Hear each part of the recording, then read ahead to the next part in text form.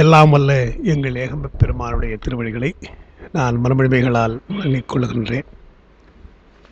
வணக்கத்திற்கும் போற்றுதலுக்கும் உரிய ஞானமையா அவர்களே, என் அன்பிற்குரிய சிவனே செல்வர்களே, தாய்மார்களே, உங்கள் அனைவருடைய மனங்கணிந்த வணக்கம். திருமூலருடைய திருமந்திரம் முதல் தந்திரத்தில் செல்வ நிலையாமை என்பதை நாம் பார்த்து வருகிறோம். தமிழிலே சில சொற்கள் பொதுவான சொற்களாக இருந்தாலும் அது சிறப்பாக சில வேறு பொருள்களையும் குறிக்கும்படியாக அது மொழியிலே அப்படி மாறும். இந்த மாற்றம் நமக்கு உண்டு. இன்றைக்கு மொழியாளர்கள் உயர்ந்த பொருளிலே வழங்கிய ஒரு சொல் இக்காலத்திலே தாழ்ந்த பொருளிலே வழங்கலாம். இப்படி வழங்கினால் அது இழி பொருட்பேறு, பொருட்பேறு, இழிபொருட்பேறு என்றும், ஒரு காலத்திலே தாழ்ந்த பொருளிலே வழங்கியது இன்றைக்கு உயர்ந்த பொருளிலே வழங்கினால் அது உயர் பொருட்பேறு, இன்னும் பருப்பொருட்பேறு, நுண்பொருட்பேறு என்றெல்லாம் பல வகையாக இன்றைக்கு மொழியை ஆராய்ந்து பெயரிட்டிருக்கிறார்கள். அதிலே செல்வம் என்பது ஒன்று. செல்வம் என்று சொன்னால் அது பொதுவான ஒரு சொல். எல்லாவற்றுக்கும் நாம் செல்வம் என்று சொல்லலாம். கல்வி செல்வம், அருட்செல்வம், அப்புறம் மனை செல்வம், மக்கட் செல்வம் என்று இப்படி நாம் அடைமொழி கொடுத்து அந்த சொல்லை சொல்லலாம். அப்படி அடைமொழி கொடுத்து சில சொல்லத்தை சொல்லும்பொழுது இப்பொழுது நாம் சொல்லுகின்ற செல்வம் பொருள் இருக்கு இல்லையா, அதை பொருட்செல்வம் என்று சொல்லணும். அப்போ பொருட்செல்வம் என்று சொன்னால்தான் இப்பொழுது நாம் சொல்லுகின்ற அந்த பொருள். பொதுவாக செல்வம் என்று சொன்னால் அவர் எந்த செல்வத்தை சொல்லுகிறார் என்று தெரியாது. இடம் நோக்கித்தான் அப்படி பொருள் கொள்ள வேண்டும்.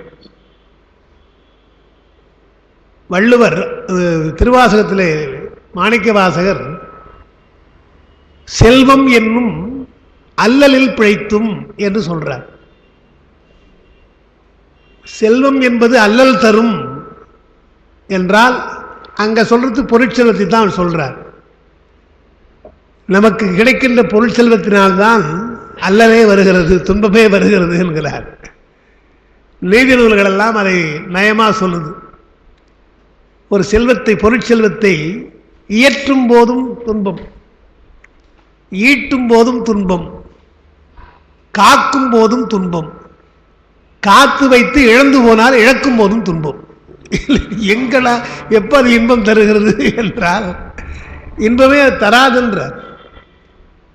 பொருளை நீங்கள் சேர்க்க ஆரம்பித்து பொருட்பற்று வந்தால் அது உங்களுக்கு இன்பத்தை தராது. மேலும் மேலும் நெருப்பிலே விறகு போட்டால் தீ பற்றி எரியுமே தவிர அணைந்து விடாது. அதுபோல் நம்முடைய ஆசை என்ற தீ ஒரு பொருளை போட்டால் இன்னும் கொஞ்சம் அதிகமாக வளரும். சரி, அந்த பொருள் போட்ட உடனே அது அடங்கி போச்சு, ஆசை தீனா இல்லை. இது கிடைத்தது, இன்னொன்று கிடைக்க வேண்டும் என்று இன்னொன்று ஆசைப்படும். அப்படி ஆசைப்பட்டு பட்டு அந்த தீ வளருமே தவிர குறையாது. எனவே சில பொருள்களுடைய தன்மை எப்படி. கல்வியை நீங்கள் ஆழமாக படிக்க படிக்க உங்களுக்குள்ளே நம்மை அறியாமல் பண்பு வளரும். படித்தவங்களாம் அப்படி இல்லையே சார் நீங்கள் கேட்கலாம். பொதுவாக இல்லையா, படித்தாத பண்பு வளரும்னு சொல்கிறீங்க, அப்படி ஒன்றும் காணமே அப்படின்னா அவங்களாம் படித்தவங்க ஏன் நினைக்கிறீங்க நீங்கள் இல்லையா? படிப்பு பண்பு இருந்தாலும் படித்தவர்கள், பண்பு இல்லை நீங்களே சொல்லுறீங்க. அப்புறம் அவங்க ஏன் படித்தவங்க சொல்கிறீங்க? படித்தால் உண்மையாக படித்தோம்னா அது பண்பு வளரும். கல்வியை உண்மையாக அவருடைய நோக்கத்தை பரிவேழகர் கல்விக்கு சொல்லுகிற பொழுது முதல்ல அவர் கல்விக்கு அழகு, கல்வியினுடைய பயன், முதல் பயன் என்ன என்றால் அறிவுன்னர். கல்விக்கு பயன் அறிவு. அதோடு நிறுத்தலை. அந்த அறிவுக்கு பயன் ஒழுக்கம் என்று சொன்னார். அப்ப கல்வியினுடைய இடைநிலை பயன் அது அவாந்தர பயன் சொல்லுவாங்க. அவாந்தர பயன் என்றால் ஒரு பொருளினாலே வருகின்ற இடைநிலை பயன். அது உணவு உண்கிறோம் என்று சொன்னால் அது உடம்புக்கு பசியை நீக்குகிறது. முதல்ல வயிற்றிலே வருகின்ற பசியை நீக்குகிறது அல்லவா, அது இடைநிலை பயன், அவாந்தர பயன். உணவு அதுக்கு அது மட்டும் இல்லை, உடம்புக்கு சத்து வருது இல்லையா, கொஞ்சம் நல்ல சத்துணவாக சாப்பிடுங்கன்னு சொல்கிறாங்க இல்லையா, சத்து வந்தால் அதுதான் முடிந்த பயன்.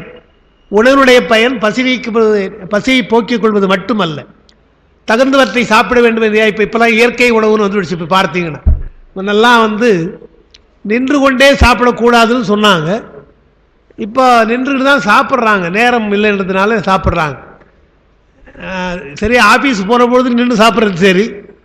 கல்யாணங்களில் நீங்கள் பார்த்தீங்கன்னா, பெரிய கல்யாணங்களை பார்த்தீங்கன்னா அவங்க மாதிரி பஃபேன்னு வச்சுட்டு அப்படியே நின்று கொண்டே சாப்பிட்றாங்க இல்லையா.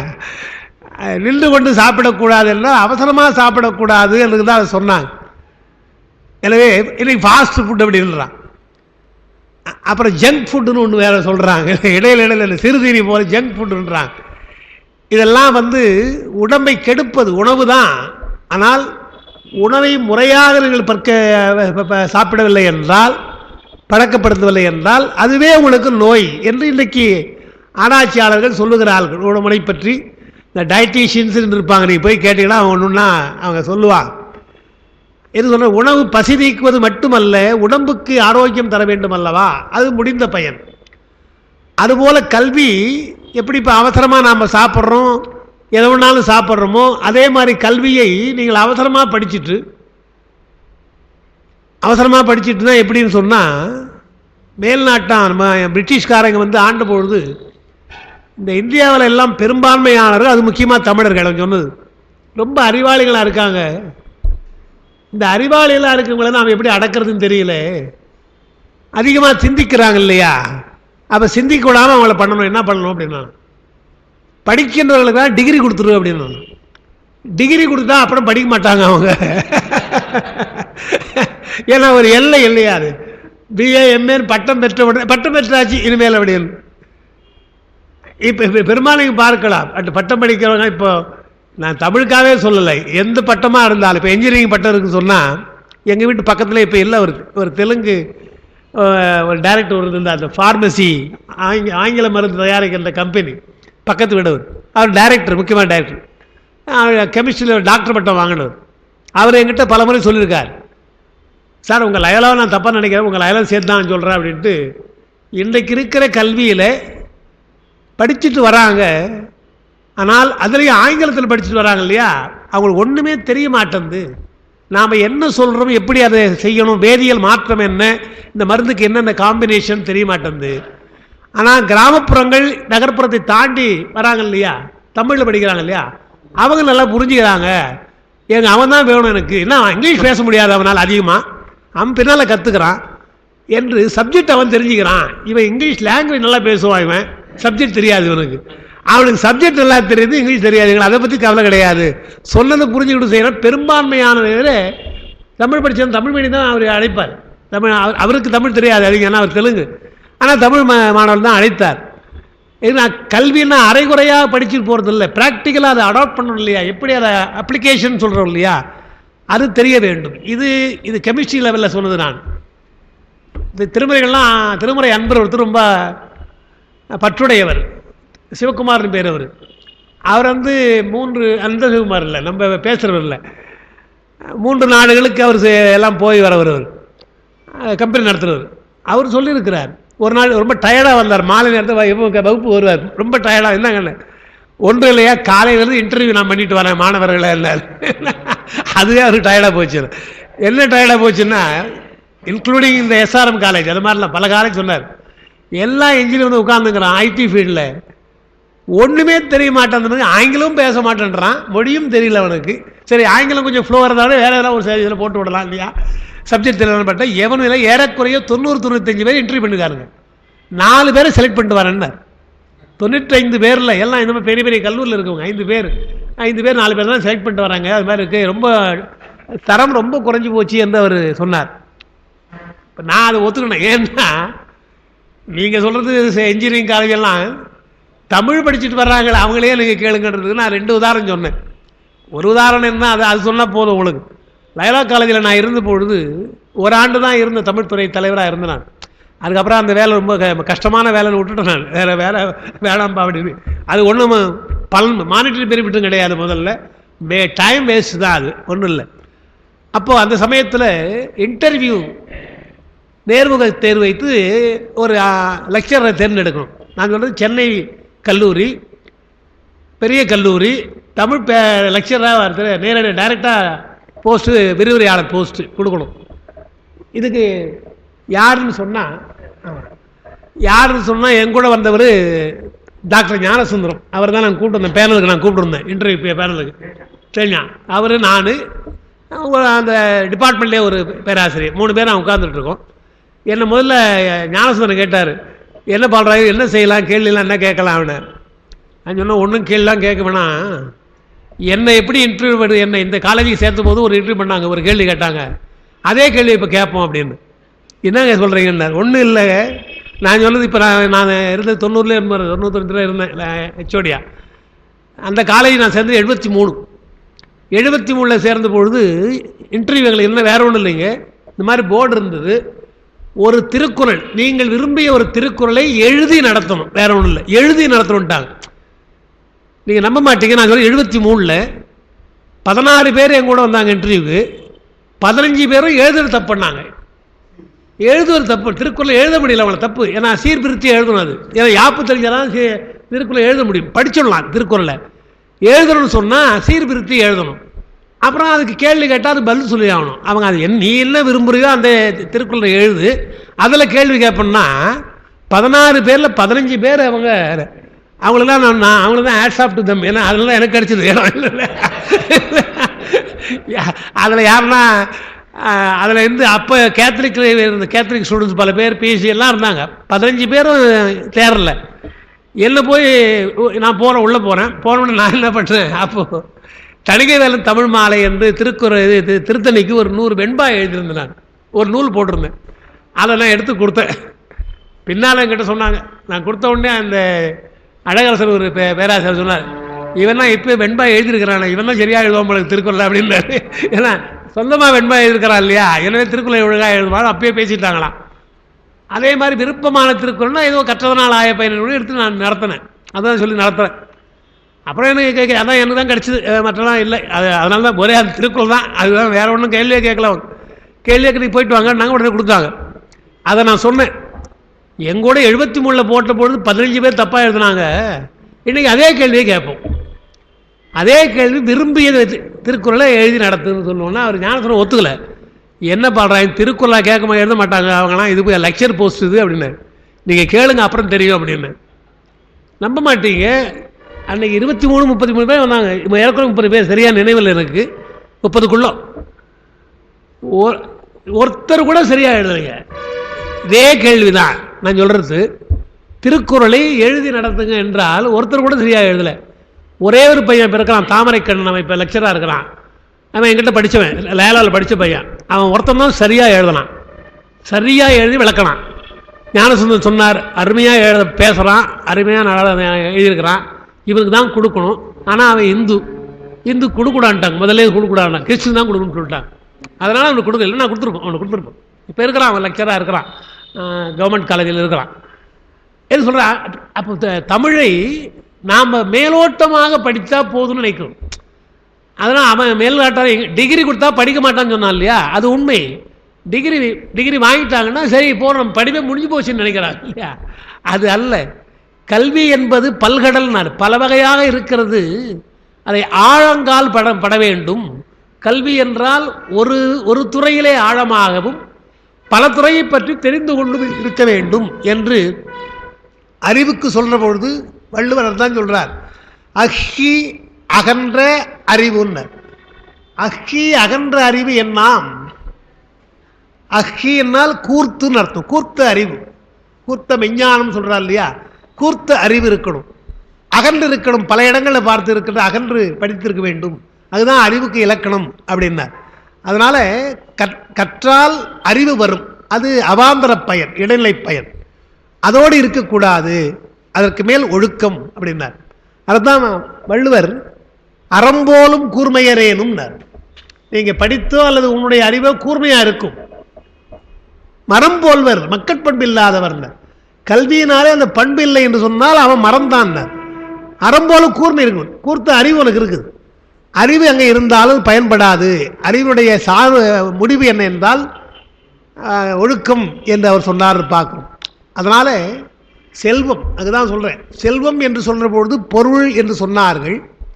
பொருள் என்று சொல்லிட்டு இந்த பக்கம் அறம், இந்த பக்கம் இன்பம் என்று வைத்திருக்கிறாங்க. அறம் பொருள் இன்பம் என்ற மூன்றுல நடுவனது எய்த, நாலடியார்ல அது பாட்டு, நடுவனது எய்த இருதலையும் எய்தும். நடுவே இருக்கின்ற அந்த பொருள் உங்களுக்கு கிடைத்தால் அறமும் வரும் இன்பமும் வரும் என்று சொன்னார். அதில் என்ன குறிப்பென்றால், பொருள் என்று சொன்னால் உலக இன்பம் பெறலாம். அதை வள்ளுவரும் சொல்றாருங்க.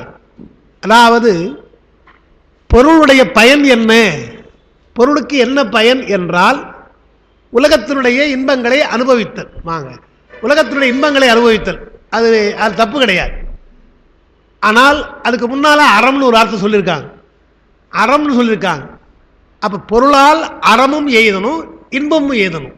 இன்பம் மட்டும்தான் எய்த வேண்டும் கிடைக்கும் சொன்னா நீங்க அறத்தை பற்றி கவலைப்பட வேண்டியதில்லை. அப்படி சொல்லல. பொருளுக்கு அப்ப இரண்டு நோக்கம் இருக்குதுன்னு சொன்னாங்க. ஒன்று இன்பம், இன்னொன்று அறம். ஒரு காலத்தில் என்ன ஆகும், பொருளினால் நீங்க இன்பத்தை அனுபவிப்பீங்க, பொருளை பின்னாலே அடுத்தவங்களுக்கு நீங்க கொடுப்பீங்க, அறம் செய்வீங்க. அறம் செய்கிற பொழுது அறமே உங்களுக்கு இன்பமா போயிடும், பொருள் இன்பமாகாது. இதுதான் அதை வைத்திருக்கிறாங்க. தர்மம் செய்வதே நமக்கு இன்பமாக போய்விடுகிற பொழுது, அறமே இன்பமாக போய்விடுகிற பொழுது பொருள் நமக்கு சாதாரணமாக போயிடும், அடிப்படை. அதனால பொருளுக்கு வள்ளுவர் சொல்றது பொருளில்லார்க்கு இவ்வுலகமில்லைன்னு ஒரு வார்த்தை சொல்றார் இல்லையா, அது எது சொல்றாரா, இன்பத்துக்கு தான் சொல்றார். பொருளில்லார்க்கு இவ்வுலகமில்லை என்பதற்கு பரிவேலழகர் பொருளில்லார்க்கு இவ்வுலக இன்பம் இல்லை என்று எழுதுகிறார். எனவே பொருளால் இன்பம் இருக்குது, ஆனால் அதுவே முடிந்த பயன் அல்ல, அது இடைநிலை பயன். முடிந்த பயன் என்பது அறம். பொருளால் நமக்கு அறம் வர வேண்டும் என்று தான் நம்ம சொல்றோம். அதனால தான் செல்வத்தை நிலையாமை என்று சொல்லி அவர் இவ்வளவு தூரத்துக்கு விளக்குவதற்கு அதான் காரணம். பொருளில் இருந்தால் எப்படி சார் முடியுமா சார்லாம் கேட்குறாங்க. ஆனால் கண்ணதாசன் ஒரு முறை எழுதினார். இப்போ நாம் கூட அதை சொல்லலாம், தப்பு கிடையாது, நம்ம கூட அது இருக்குதுங்க. இப்போ எப்படின்னா, நான் வேலை பார்த்துருந்த பொழுது இன்கம் டேக்ஸ் கட்டினேன். அது பெரிய ஒவ்வொரு வருஷம் பிரச்சனையாக இருக்கும். ஏன்னா 2 மாதம் சம்பளம் போயிடும், அதில் நம்ம கொடுத்துறது, அதை சமாளிக்கணும். நான் அப்புறம் ஓய்வு பெற்ற உடனே பரவாயில்ல நமக்கு இனிமேல் இன்கம் டேக்ஸ் இருக்காது அப்படின்னு பார்த்தா அவன் என்ன சொல்கிறான், ஓய்வு விட்டால் இவ்வளோ அளவு இருந்தால் உங்களுக்கு இன்கம் டேக்ஸ் கிடையாதுங்க, அதுக்கு மேலே வருது இல்லையா உங்களுக்கு, அது வருது இல்லையா, அதனால இன்கம் டேக்ஸ்ன்றான். அப்போ என்ன சொல்கிறான், உங்களுடைய அளவுக்கு குறைவாக இருந்தால் டேக்ஸ் இல்லை, அளவுக்கு மேலே போனால் அது உங்களுக்கு இல்லைன்ட்டான். பணமே நீங்கள் நம்ம சம்பாதிக்கிட்டான், உங்கள்தே இல்லைன்றான். அப்போ யோசிக்கிற பொழுது அதுதான் சொன்னார் கண்ணதாசன், பொருளை சேர்க்க வேண்டும் என்று எண்ணிக்கொண்டது ஒரு காலம் போய் இனிமேல் பொருளை சேர்க்காமல் இருந்தால் நல்லா இருக்குமோ என்று எண்ண வேண்டிய காலம் வந்துடுச்சு என்று சொன்னார்னா அதான் உண்மையும் கூட. அதாவது ஏழைகளுக்கெல்லாம் இந்த பிரச்சனையே கிடையாது.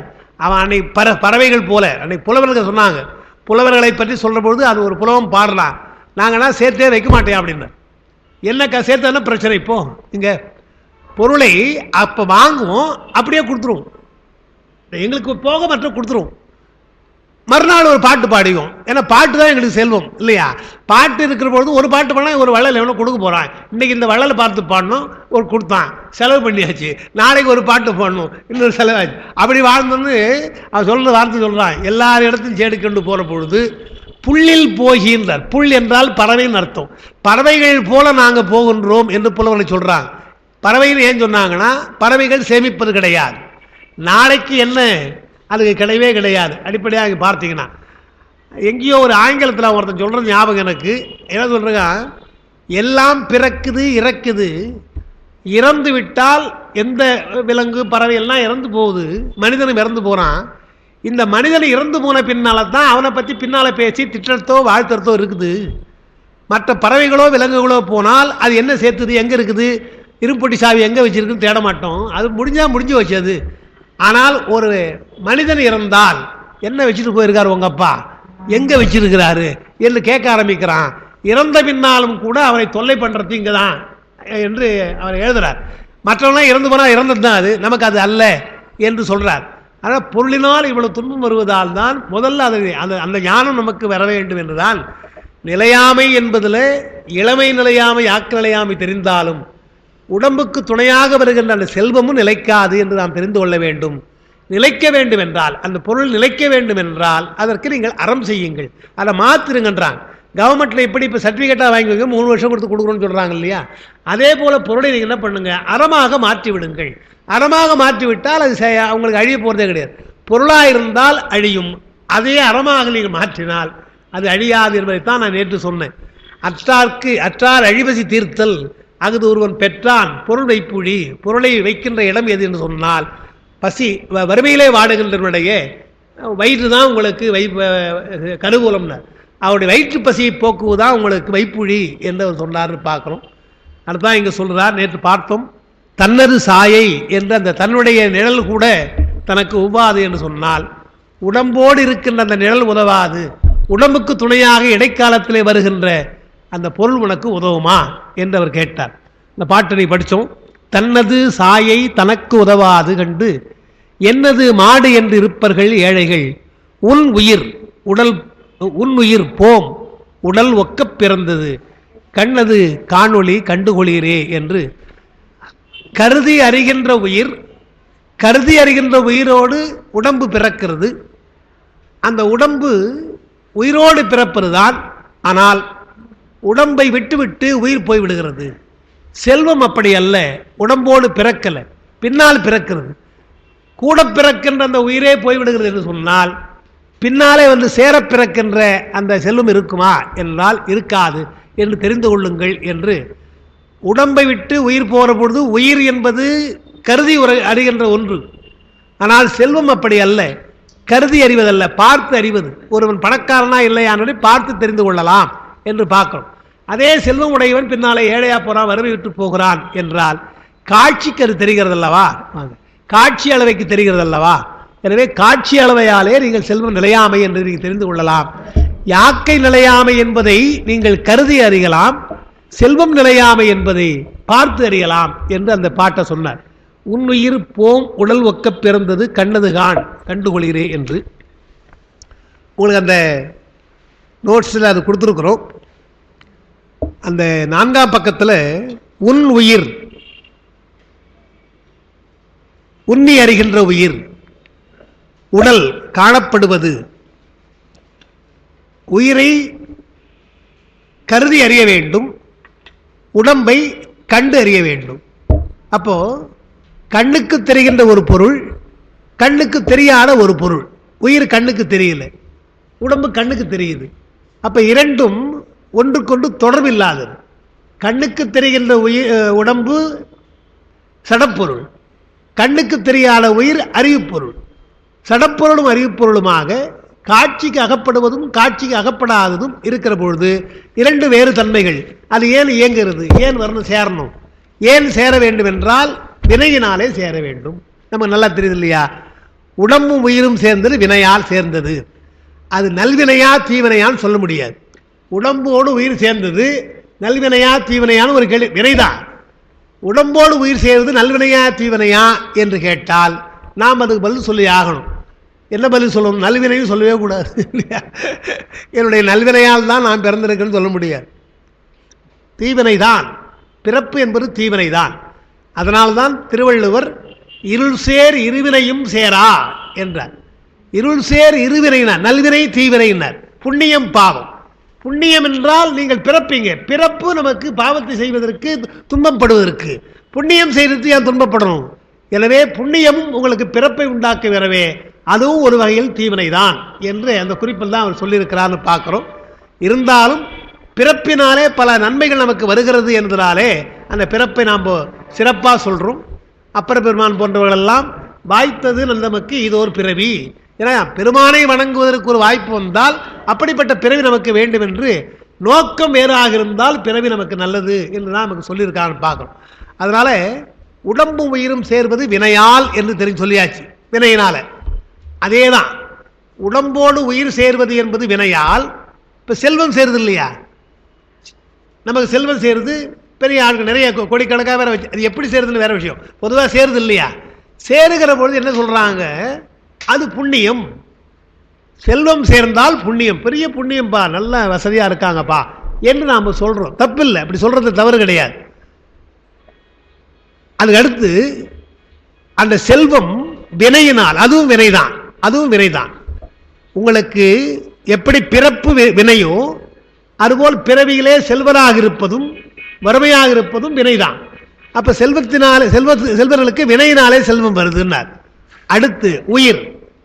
இந்த செல்வம் உயிருக்கு போகவே போகாது, கல்விதான் போகும். கல்வியும் வினையால் தான், கல்வியும் வினையால் தான். ரெண்டுத்துக்கு வேறுபாடு இருக்குதுங்க. என்ன ரெண்டுத்துக்கு வேறுபாடு என்றால், கல்வி என்பது உயிரோடு சேர்வது, ஆனால் எல்லாரிடத்தும் போகாது எழுதுறாங்க. செல்வம் என்பது அப்படி அல்ல. யார் எப்படி இருந்தாலும் பரவாயில்லை, அவன் அந்த வினை இருந்தால் போயிடும். கல்வி என்பது எல்லா இடத்திலும் அது போகாது. தீவினை, முக்கியமா தீவினை செய்தே போகாதுன்ற. செல்வம் பாவம் செய்தவங்களோட போகும், பாவம் செய்துட்டு போகும், அல்லது பாவம் செய்வதற்கு போகும் இல்லையா, அதெல்லாம் போகும். கல்வி என்பது அப்படி அல்ல, அவன் நல்வினை செய்வதற்கு தான் போகும்ன்றார். அதெல்லாம் கேடில் விழிச்செல்வம் கல்வி என்று சொல்லி, விழிச்செல்வம் மேலான செல்வம்ன்றார். மேலான செல்வமாக கல்வி இருப்பதாலே அது தக்கார்பால் சேரலாரே, தகுந்தவர் தக்கார்பால் சேரல்னார். தகுந்த இடத்திலே சேருகின்ற பொழுதுதான் போகும்னார். தகுதி இல்லாதவங்கிட்ட போகிறதுக்கு போகாது, கல்வி போகாதுன்னார். அப்போ நாம் என்ன நினைக்கணும்? கல்வியாளர் என்றால் பெரிய புண்ணியம் பண்ணியிருக்கணும், பெரிய புண்ணியம் பண்ணியிருக்கணும், இல்லை எல்லாம் நமக்கு அந்த கல்வி வந்திருக்காது.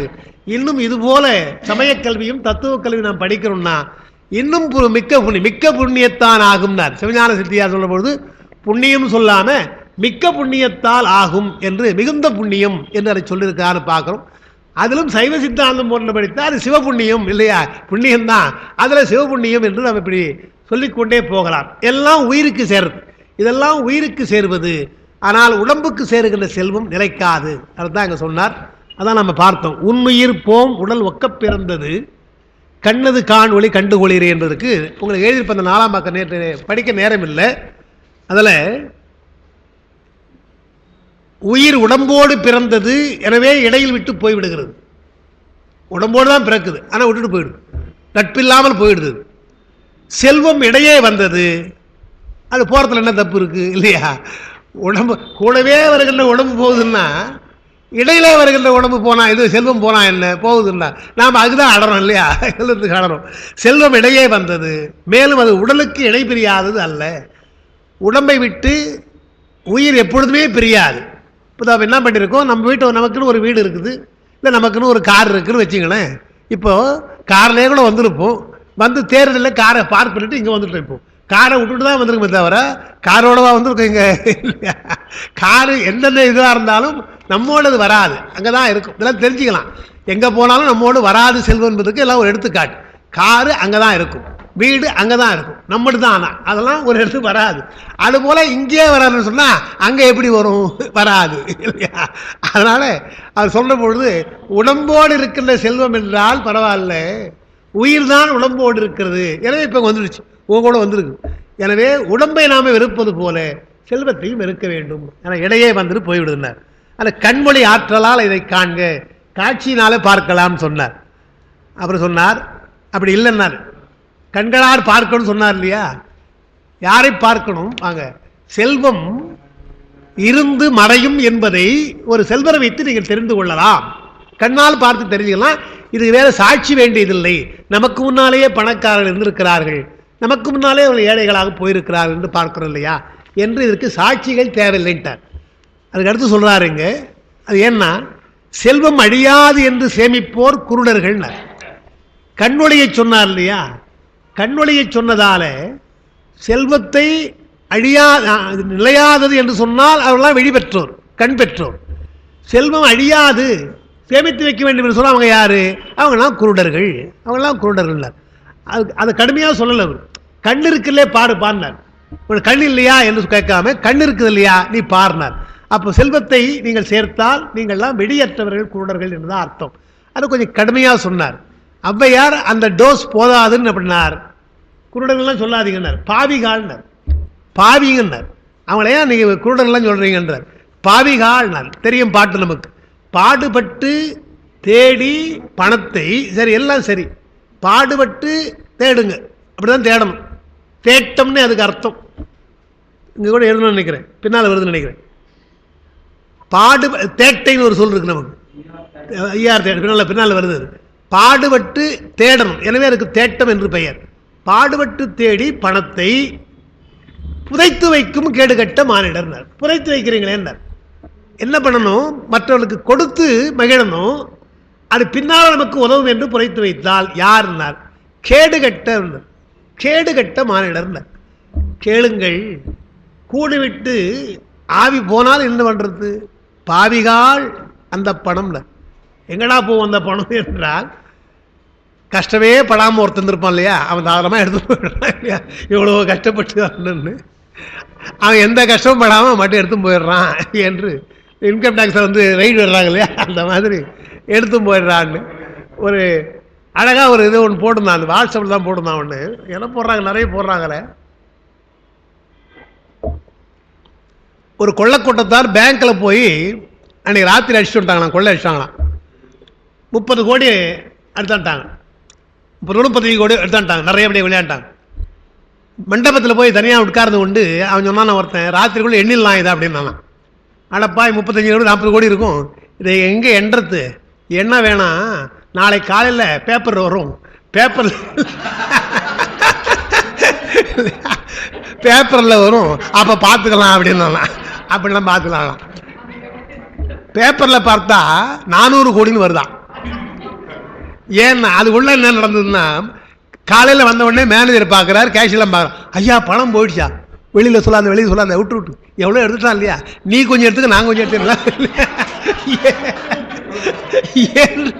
எல்லாரும் போயிட்டு 30-40 போயிருக்கு. கணக்கு பண்ணி பார்த்தா 40 சொல்லாதப்பா, அவன் தான் அவன் எடுத்துக்குவான். பேப்பர் நியூஸ் கொடுத்துரு, 400 கொடுத்துருட்டான். அப்படின்னா போச்சு.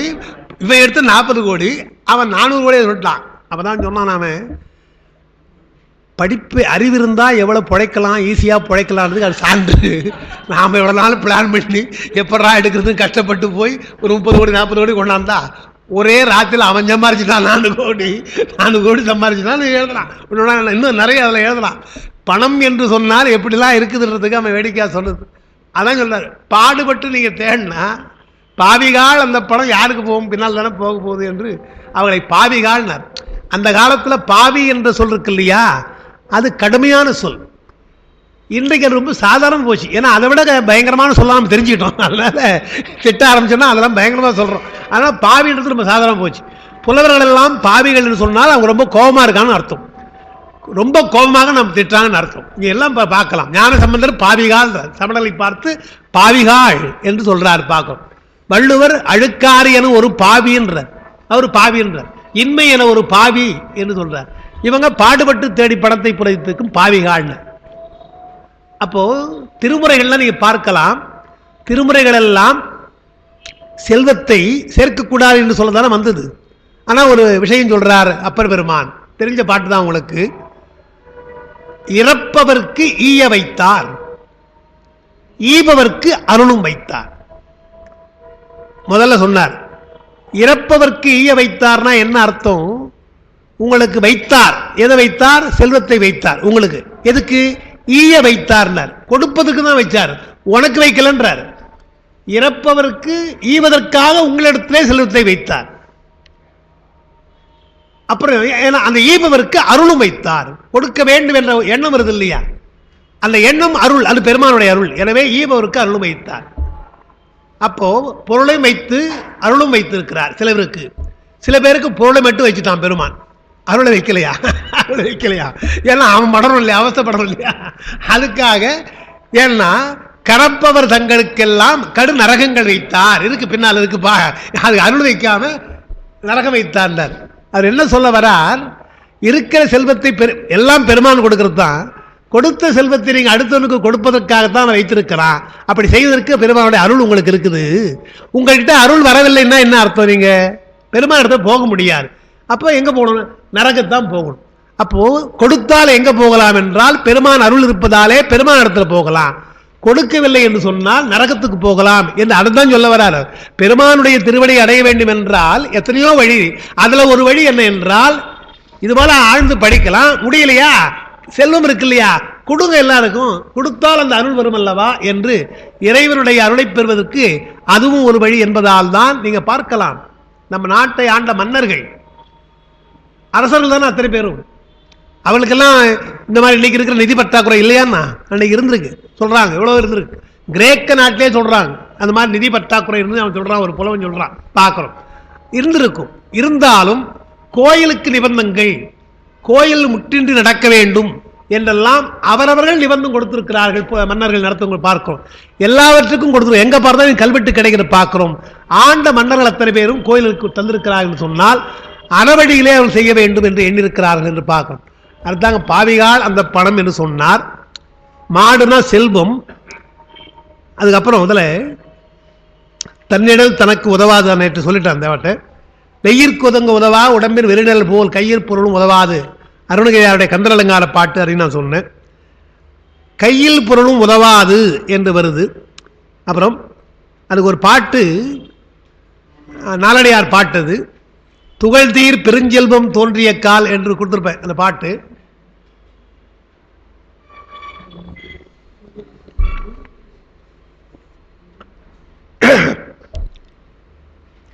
துகள்தீர் பெருஞ்செல்வம், துகள் என்றால் குற்றம் அர்த்தம். உங்களுக்கு வருகின்ற செல்வம் குற்றமற்ற முறையிலே வர வேண்டும். குற்றமற்ற முறையிலே வந்தால்தான் அது நிலைக்கும், இல்லை என்றால் நிலைக்காது. ஒன்று, துகள்தீர் பெருஞ்செல்வம் தோன்றிய கால் தொட்டு. தோன்றிய கால் தொட்டுன்னா உங்ககிட்ட பணம் சேருகின்ற பொழுதே, அன்னைக்கே எழுகின்ற பொழுதே, பகடு நடந்த கூழ் பல்லாரோடு உண்க. நாலடியார் அந்த பாட்டு சிறப்பான பாட்டு. பகடு என்றால் எருதுன்னு அர்த்தம். உழுகின்ற எருது. உழவர்கள் பொருளை எப்படி சேர்க்கிறார்கள், அவங்க எப்படி செல்வம் வருது. பெருஞ்செல்வெல்லாம் வர முடியாத உழவர்கள் பெரும்பாலும் ஏழைகள் தான் அவங்கெல்லாம். ஆனால் செல்வத்தை எப்படி சேர்க்கிறாங்க, உணவை எப்படி சேர்க்கிறாங்க என்றால் பகடு நடந்த கூழ், எருதினாலே ஏர் உழுது தன்னுடைய நிலத்தை விளை வைத்து தெருவில் கொண்டு போய் போடுற மாதிரி நிலத்தில் போடுறாங்க. அது பின்னால் வீட்டுக்கு மூட்டையாக வரணும், வருமோ வராதோ தெரியாது என்று போடுறாங்க. பண்ணிய புண்ணியம் பயிரில் தெரியும் என்று பழமொழி. புண்ணியம் செய்தால் பயிரில் தெரியும் சொல்லுவாங்க. அதுபோல புண்ணியம் செய்து அந்த பயிர் விளைந்து நெல்லை கொண்டாடுவாங்க. அவ்வளோ கஷ்டம். அப்போ நெல்லை சேர்ப்பது எவ்வளவு கஷ்டப்படுகிறார்களோ அதுபோல செல்வத்தை நீங்கள் சேர்க்கிறீங்க. துகள்தீர் செல்வம்னார். துகள்தீர் பெருஞ்செல்வம் தோன்றிய கால் உங்ககிட்ட கிடைத்தால் அதுவரை என்ன பண்ணுமா, பல்லாரோடு உண்கன்னார். முதல் விஷயம் அதான் சொன்னார். நேற்று அதான் சொன்னேன். தானம் சொல்ற பொழுது அன்னதானம் சொன்னோம் இல்லையா, பல பேரோடு உட்கார்ந்து சாப்பிடுங்கள். அது முக்கியமான உணவு அளிக்க வேண்டும் என்ற ஒன்றை எல்லா சமயங்களும் சொல்லுகிறது, அறநூல்களும் சொல்லுகின்றன, தர்ம நூலாக நம்முடைய திருமுறைகளும் அதை சொல்லுகின்றது. நம்முடைய ஞானசம்பந்த பெருமான் பூம்பாவை பாட்டு பாடுகிற பொழுது, மயிலாப்பூரில் பாடுற பொழுது முதல்ல அதை தான் சொல்றார். ஒட்டிட்ட பண்பின் உருத்திர பல்கணத்தாருக்கு அட்டிட்டல் காணாதேன்னார். சாப்பாடு போடுறாங்க இல்லையா, அதை பாருமா என்றால் அடியார்களுக்கு உணவளித்தல் என்று பார்க்கிறோம். அதான் சொல்றார். பகடு நடந்த கூழ் பல்லாரோடு உண்க அகடுற யார் மாட்டும் நெல்லாறு செல்வம்னார். யார் மாட்டும் நிற்காதுனார். ஒருத்தருடையே இருக்கும் நினைக்காதீங்க செல்வம். அதுக்கு உதாரணம் சொன்னார். சகடக்கால் போலே வரும்னார். சகடம் என்றால் வண்டின்னு அர்த்தம். கால் என்றால் சக்கரத்தில் இருக்கு இல்லையா, சகடம் சக்கரம். சகடம் சக்கரம். சாகாடுனா தான் வண்டி, சகடம்னா சக்கரம். சக்கரத்துடைய கால். ஏன் சக்கரம் சொல்றாங்கன்னா, சக்கரம் என்ன சுத்திட்டே இருக்கும். சக்கரம் சுத்தும் இல்லையா, சுத்துற போது என்ன ஆகும், ஆரக்கால் இருக்கு இல்லையா, அது மேலே ஒரு கால் இருக்கும், திடீர்னு கீழே வந்துடும். ஒரு சுத்து சுத்துனா கீழே வந்துடும், அடுத்த சுத்துக்கு மேலே போயிடும். அதுபோல ஒரு சுத்துக்கு இங்கே வரும், அடுத்த சுத்துக்கு அங்கே போகும் என்று அகடுரை யார் மாட்டும் இல்லாது செல்வம் சகடக்கால் போலே வரும் என்று சொல்லி, அதனால் செல்வம் தோன்றிய பொழுதே நேற்று சொன்னது இது, கடவுள் பூசை, தானம், அன்னதானம் என்பவற்றை செய்து கொள்ளுங்கள், செய்து விடுங்கள் என்று சொன்னார். கீழே ஒரு குறிப்பு எழுதியிருக்கிறேன். தர்ம வழியில் வராது செல்வத்தால் அறம் செய்யினும் புகழ் புண்ணியத்திற்கு அது காரணம் ஆகாது. நீங்க சேர்க்கிற செல்வம் அறவழியில் இல்லாமல் சேர்த்தால் அதனாலே உங்களுக்கு முதல்ல புகழ் வராது. முதல்ல என்ன சொல்லுவாங்க, கொடுத்து கூட இருப்போம், கொடுக்குறாங்க, பல பேர் கொடுக்குறாங்க, எப்படி சம்பாதிச்சான்னு தெரியல, அதெல்லாம் அந்த பாவத்தை போக்குறதுக்கு கொடுத்துங்கிறான்னு வாங்களே தவிர அவருடைய அறச்சிந்தனையை பாராட்ட மாட்டாங்க. எவ்வளோ இருந்தாலும் நேராக பாராட்டவில்லைன்னா மறைமுகமாக சொல்லுவாங்க. பேரை சொல்லாமல் ஒன்று சொல்கிறேன் நான், அனுபவத்துக்காக சொல்ல வேண்டியதார். பெரிய பணக்காரர் தான், வெறும் பணக்காரர், உங்களுக்கு சொன்ன பேர் சொன்ன தெரிஞ்சு போகும். அவர் நடத்துகிற விழாவில் நான் போய் பேசுனதே கிடையாது. நாங்கள் சென்னையில் தான் பேசுறது கிடையாது, எனக்கு வாய்ப்பு இல்லை, பேசலை. ஒரு முறை எனக்கு வாய்ப்பு வருகிறது. அங்கே இருக்கிற ஒரு முக்கியமாக நீங்கள் வந்து அங்கே எவ்வளோ நாள் கட்டாயம் வரணும்னு கூப்பிட்றேன். இல்லைங்க நான் அங்கெல்லாம் வரதில்லைங்க, எனக்கு ரொம்ப நாளைக்கு வரணும்னா கேட்கல. அவங்க கொடுத்த தலைப்பு நமக்கு சம்மந்தம் இல்லாத தலைப்பு, அது ஒரு பிரச்சனை. அது என்ன ஆகிப்போச்சு, சொன்ன மாதிரி அன்றைக்கு பல்கலைக்கழகத்தில் ஒரு முக்கியமான ஒரு இன்டர்வியூ, நான் போய் பேனலில் உட்கார்றேன். அவங்க 10 பத்திரிக்கை சொல்கிறாங்க, இங்கே எனக்கு ஏறக்குறைய 10 மணிக்கு பேச்சு போட்டிருக்காங்க. ஏன்னா படுது. அப்புறம் நான் இதுக்காக நான் அங்கே போய் சொல்லிவிட்டு ஒரு மணி நேரம் பெர்மிஷன் கொடுங்க சொல்லிட்டு வந்தேன். வந்து ராஜேஸ்வரி கல்யாண மண்டபம் தான், அங்கே தான் நடந்தது. பேசினேன். நீங்கள் நம்ப மாட்டீங்க, 25 ரூபா கொடுத்தாங்க. நீங்கள் நம்ம பணத்துக்கான சொல்லலை. வெறும் பணக்காரர், வெறும் 25 ரூபா, 1 மணி நேரமே பேசுகிறேன் நான், பணத்துக்கு சொல்ல. அப்புறம் என்ன சொன்னாங்கன்னா, நான் அந்த மாதிரி என்னங்க இப்படி ஆகி போச்சுன்னா, சார் உங்களுக்கு 25 கொடுத்தாங்க சார், கணக்கில் 2500 எழுதுவாங்க சார். உங்கள் கொடுத்தது அவ்வளோதான் கணக்கு, ஆனால் கணக்கில் 2500 ஏறும் அப்படின்னா. இப்போ நமக்கு அவர் எவ்வளோ செய்கிறாரு தெரியுது, எல்லாம் தெரியுது. இப்போ அதான சொல்கிறாங்க மற்றவங்க, உள்ளே போய் கேட்டால் அந்த விஷயத்தை சொல்கிறாங்க இல்லையா. இப்போ அவர் எங்கே புகழ் இருக்குது என்றால், ஒரு என்னுடைய அனுபவத்துக்காக சொல்கிறேன், நான் பணத்துக்காக சொல்லலை. அப்போது அறவழியிலே வந்து செய்தால் புகழ் நிச்சயமாக வரும், இல்லை என்றால் புகழும் வராது. சரி, அதை பற்றி கவலையில் விட்டுருன்னு சொன்னால் புண்ணியமும் வராது. புண்ணியமும் கிடையாட்டார், கணக்கில் வைக்க மாட்டான் பெருமான்ட்டார். கோயிலில் கொண்டு போய் போடுறோமே, தவறான வழியிலே போட்டால் அது பெருமான் கணக்கு வச்சுக்கிறான்றாங்க. கணக்கு வச்சுக்கிறது கிடையாது, அது வருமான வரி கணக்கெல்லாம் எடுத்து போகிறான் இல்லையா, அந்த மாதிரி தள்ளிடுறாங்களே தவிர உங்களுக்கு புண்ணிய கணக்கிலே அது வராது. அடிப்படையாக உழைத்த சம்பாதித்து இங்கே குறைவாக போட்டாலும் கூட போடும், அது புண்ணிய கணக்காக போகும் என்றுதான் நமக்கு பெரியவர்கள் சொல்லியிருக்கிறாங்கன்னு பார்க்குறோம். தாளாற்றி தந்த பொருள்னர், பொருள் என்றால் முயற்சியாலே வர வேண்டும் என்று சொன்னார் பார்க்குறோம். இன்னொன்று அவர் சொல்கிறதான் கொடுக்கிறது. ஒருத்தன் கொடுக்குறான்னு சொன்னால் சில பேர் என்ன பண்ணுவாங்க, என்ன சார் இப்படி வாரி வாரி இறக்கிறீங்கன்னு சில பேர் அழுவார். அவங்ககிட்ட போய் வாரி வாரி இருக்கிறீங்களே உங்களுக்கு வச்சுங்க பின்னால என்று சொல்லுவாங்க. அது என்ன காரணம் என்றால், இவனுக்கு கொடுக்குற புத்தி கிடையாது. கொடுக்குற புத்தி இல்லை என்றால் கொடுக்கிறவனை போய் கெடுப்பான் இவன். இது வள்ளுவருக்கு ரொம்ப கோபம் வரும். அதுதான், நீ தான் கொடுக்கல, பேசாமல் இருக்க வேண்டியது தானே.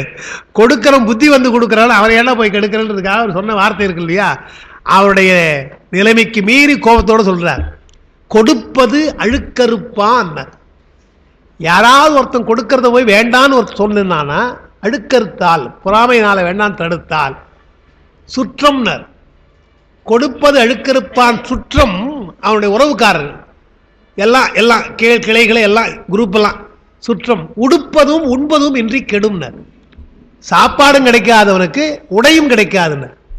சாப்பாடும் கிடைக்காத நாள்தோறும் அவனுக்கு உடையும் இல்லைன்னர். 2 நாள் வறுமையினர். அதை எழுதுறார் பரிமேழகர். அவன் படிச்சானா, கொடுப்பது அழுக்கறுப்பான், சுற்றம் தானே கெடுனாரு. சுற்றம் தான் நாம கெடமாட்டோம் இல்லையா. கொடுப்பது அழுக்கறுப்பான், சுற்றம் கெடும் தானே சொன்னார். நாம கெடமாட்டோமேன்னு உடனே அதான் எழுதுறாரு உரையில. சுற்றம் கெடும், எனவே இவன் கேடு சொல்லாமை பெறப்பட்டதுன்னார். அதை சொல்ல வேண்டிய அவசியமே கிடையாது. ஏன்னா சம்பந்தமே இல்லாத சுற்றம், அவனே உடுப்பது இல்லாமல் போறான், உணவில்லாமல் போறான்னு சொன்னா நீ எப்படி போவ? அது சொல்ல முடியாது அவரால். எனவே சொல்ல தெரியாததுனால அவனுடைய சுற்றம் எப்படி கெடுனா என்னால் சொல்ல முடியும். ஏன்னா உணவில்லாமல் போகும், உடையில நீ எப்படி போவ? அம்போன்னு போவனார்ல பாரதியார். அந்த மாதிரி ஒண்ணுமில்லாமல் போவேன்றது சொல்றதால கெடும். அப்ப கொடுப்பது அழுக்கறுப்பான்னு சொல்லிட்டோம்ல. அப்ப செல்வத்தை பற்றி எப்படிலாம் சொல்லியிருக்கிறாங்க. புறநானூற்று பாட்டது தென்கடல் வளாகம் புதுமையின்றி ஒரு குடை நிடற்றிய ஒருமையோர்னார். வெண்குடையிலே ஒரே குடையிலே எல்லா உலகம் எனக்குத்தான் சொந்தம் என்றிருக்கின்ற அரசன் அவனாயிருந்தாலும் சரி, நள்ளிருள் யாமத்து நடு இருள் அந்த யாமத்தில் இரவும் துஞ்சான் தூங்காமல் இருந்து கொண்டு கல் என்று பார்த்து கொண்டு உணவு ஏதாவது கிடைக்குமா என்று வேட்டைக்கு பார்த்துட்டு இருக்கான். நாளைக்கு உணவுக்கு வேண்டும் அல்லவா என்று கடுமா பார்க்கும் கல்லா ஒருவன் வேட்டைக்காக இரவெல்லாம் உட்கார்ந்து கொண்டு ஏதாவது கிடைக்காதா என்று பார்க்கின்ற கல்லா ஒருவன். ரெண்டு பேரும் கம்பேர் பண்றார். ஒருத்தர் வெண்கொற்ற குடைக்கீழ் இருக்கின்ற அரசன், ஒருத்தர் ராத்திரெல்லாம் தூங்காமல் காட்டில் உட்கார்ந்து கொண்டு ஏதாவது வேட்டைக்கு கிடைக்குமா என்று பார்க்கின்ற வறுமையிலே வாழுகின்ற வேடன். இந்த இரண்டு பேருக்கும் 9 நாழி உடுப்பவை 2. வேற ஒன்றும் கிடையாது. எக்ஸ்ட்ரா இதுதான் இருக்குதான்னு கேட்டார். 9 நாள் இவன் அதிகமாக சாப்பிட முடியுமா இவனால? இல்லை இவனுக்கு அதிகம் சாப்பிட முடியுமா என்றால் 9 நாழி உடுப்பவை 2ன்னு சொல்லிட்டு செல்வத்து பயனே ஈதல்னார். அந்த பாட்டை எப்படி படிக்கணும்? செல்வத்து பயனே ஈதல் பாட்டு, செல்வத்து பயன் ஈதலே என்று பிரிக்கணும், ஏகார்த்தம் பிரிக்கணும். செல்வத்து பயனே ஈதல் என்பதை செல்வத்து பயன் ஈதலே துய்ப்பேமெனினேன், நாம் சாப்பிடுவோம் நாம் அனுபவிப்போம் என்று எண்ணினால் தப்புன பலவே தப்பி போகும். நமக்கு விருப்பம் என்று வைத்துக் கொண்டால் அது போய்விடும். இதெல்லாம் அந்த காலத்திலேயே செல்வத்தை பற்றி செல்வர்கள் சொன்னது. பெரிய பணக்காரர் சொன்ன பாட்டு இதெல்லாம், அரசர்கள் சொன்ன பாட்டு இதெல்லாம் இருக்குது பார்க்கிறோம் இல்லையா? அதுதான் இதை நம்முடைய அறநூலாக நமக்கு திருமூலர் சொல்லியிருக்கிறான்னு பார்க்குறோம். அகடுரை யார் மாட்டும் இல்லாதுன்னு சொல்லி, தர்ம வழியில் வராது செல்வத்தால் அறம் செய்தாலும் புகழும் வராது உங்களுக்கு புண்ணியமும் வராது என்று சொல்றார். சரி, அடுத்த பாட்டு தான் ஈட்டிய தேன்பூ. நல்ல உதாரணம் அது. நாம சேர்த்தது நமக்கு உதவாது என்பதற்கு நல்ல உதாரணம் அதுதான். தேனியை சொல்றார். ஈட்டிய தேன்பூ மனம் கண்டு ரதமும் கூட்டி கொணர்ந்து இங்கு ஒரு கொம்பிடை வைத்திடும், ஓட்டி துறந்துட்டு அது வலியார்கொல காட்டி கொடுத்து அது கைவிட்டவாறே. இது ஒன்று எழுதணும் ஞாபகம் எனக்கு.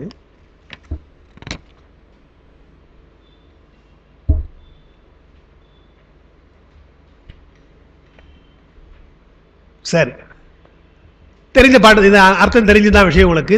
தேனி தான் சொல்றார் அவர். அது ஏன் தேனியை சொல்றாருன்னா, அது ரொம்ப வெடிகாலமே புரட்டும். வெடிகாலம் புரட்டும். அது வெடிகாலம் எப்படி சார் புரட்டும் உங்களுக்கு தெரியுமான்னு கேட்டால், அப்பர் பெருமான பாடுறார்.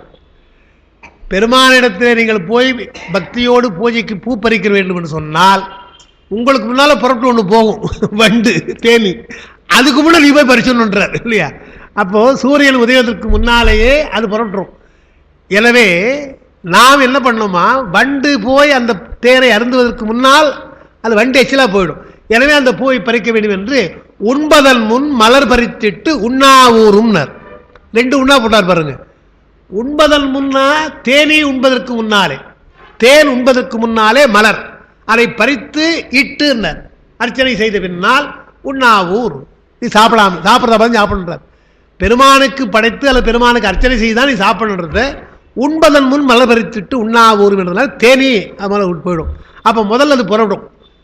எது போல என்றால், பணக்காரர்கள் இப்போ பிஸ்னஸ் மேன் என்று சொன்னால் அவன் எப்போ புறப்படுறான்? காலையில் புறப்படுறான்.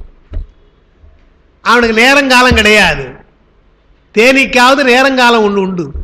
பணத்தை சம்பாதிக்க வேண்டும் என்று சொன்னால் இன்றைக்கு ஐடி ஃபீல்ட் நம்ம தைரியமாக சொல்லலாம். நமக்கெல்லாம் உழைப்பு என்பது மாலையோடு முடிஞ்சு போகுதுங்க. இரவு தூக்கத்துக்கு தான். இப்போ நைட் டியூட்டி தான் அதிகம் அங்கே. ஏன்னா அமெரிக்காவில் அப்போ பகல் நேரமா, அவனுக்கு அமெரிக்கா பகல், நமக்கு ராத்திரி நேரம். அவனுக்கு உழைக்கிறதுக்காக உழைக்கிறேன்னு சொன்னால் டபுள் பணம் வருது இல்லையா என்று உடம்பை கெடுத்துக் கொள்கிறார்கள். 4-5 ஆண்டுகளுக்கு முன்னால் இப்போ சென்னை இப்போ இதெல்லாம் இருந்த பல்கலைக்கழகத்தில் இருந்த பொழுது தான், பல்கலைக்கழகத்தில் இருந்த பொழுது முருகன், நம்ம முருகன் அவர் நானும் மோட்டார் பைக்கில் வரும். மழை பெய்யுது, ஒரு 11 மணி இருக்கும். அப்போ மழை பெய்யுது.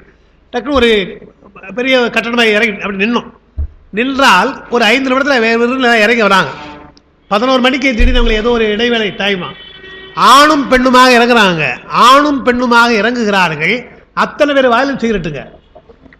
எனக்கு பார்த்து என்ன சார் என்ன நடக்கு வாட்டாப்புன்னு பார்த்தா சென்னை வெளிநாட்டு பெண் கிடையாது, அத்தனை பேர் எல்லாம் நம்ம நாட்டு பெண்கள் தான். ஏதோ சில வடநாட்டு பெண்கள் இருக்கலாம், நம்ம தமிழ் பார்த்தா. ஏன்னா அவளுக்கு டென்ஷன், வேற ஒன்றும் பண்ண முடியாது. அந்த நேரத்துக்கு ஒரு 15 நிமிஷம் ஓய்வு என்றால் டீயை குடிச்சாகணும், சிகரெட்டு பிடிச்சாகணும். அப்புறம் தான் அவங்க போய் அந்த கம்ப்யூட்டரில் உட்கார முடியும். யாருக்கு உழைக்கிறான்? இதை நமக்கு தெரிந்துதான் சொல்லியிருக்கிறார்கள். சங்க காலத்தில் சொன்னாங்க, பாரதியாரும் சொன்னார், ஆண்கள் தான் உழைக்க வேண்டும், உழைப்பவர்களுக்குத்தான். ஒற்றை குடும்பம், பாரதியார் பாடினது, ஒற்றை குடும்பம் தனிலே பொருள் ஓங்க வளர்ப்பவன் தந்தை, மற்ற கருமங்கள் செய்தே மனை வாழச் செய்பவள் அன்னைனாங்க. இன்னைக்கு என்ன ஆராய்ச்சியில் சொல்கிறாங்கன்னா, ஸ்டாட்டிஸ்டிக்ஸ் என்ன சொல்கிறாங்க, இந்திய வாழ்க்கையில் இயல்பான வாழ்க்கையாக இருந்தால் பெண்கள் வந்து சம்பாதிக்க வேண்டிய அவசியம் கிடையாது.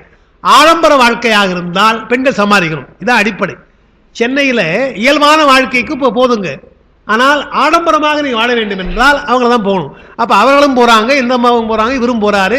குழந்தைகளை கொண்டு போய் எங்கேயோ சேர்க்குறாங்க, அது எங்கேயோ போகுது. நான் ராத்திரியில் எப்பாவது வருது, அப்பா அப்பாக்குது, அங்கிள் நல்லா இருக்கீங்களான்னு கேட்குது. அது அப்பான்னு தெரியாது. இதை மாறி போச்சு, சூழ்நிலை மாறுதல்னா. சுற்றி வளைச்சி பார்த்தா என்ன என்று சொன்னால் பொருட்சேர்க்கை. வெளிநாட்டு போயிட்டாங்க, ஏன் எல்லாம் விட்டுட்டு எல்லாம் பொருட்சேர்க்கை தான் பார்க்குறோம் இல்லையா? அதான் சொன்னார், பழைய காலத்தில் அது அல்ல, நம்முடைய மரபு அப்படி அல்ல. வினையே ஆடவர்க்கு உயிரே, அவர்களுக்கு தான் கடமை. மனை உரை மகளிர்னார், வீட்டில் இருக்கிற மகள், மனை உரை மகளிருக்கு ஆடவர் உயிர், அவர்களுக்கு ஆடவர் உயிர்னார்.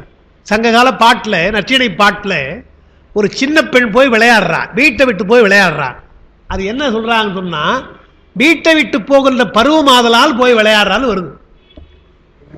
ஏன்னா விளையாட்டு, வீட்டு பெண்கள் விளையாட்டு வெளியே போகக்கூடாது, அது சின்ன பெண், எனவே வீட்டை விட்டு வெளியே போறா என்றால் பருவ பெண்ணாக இருந்தால் போவது கிடையாது என்பதற்கு தான்.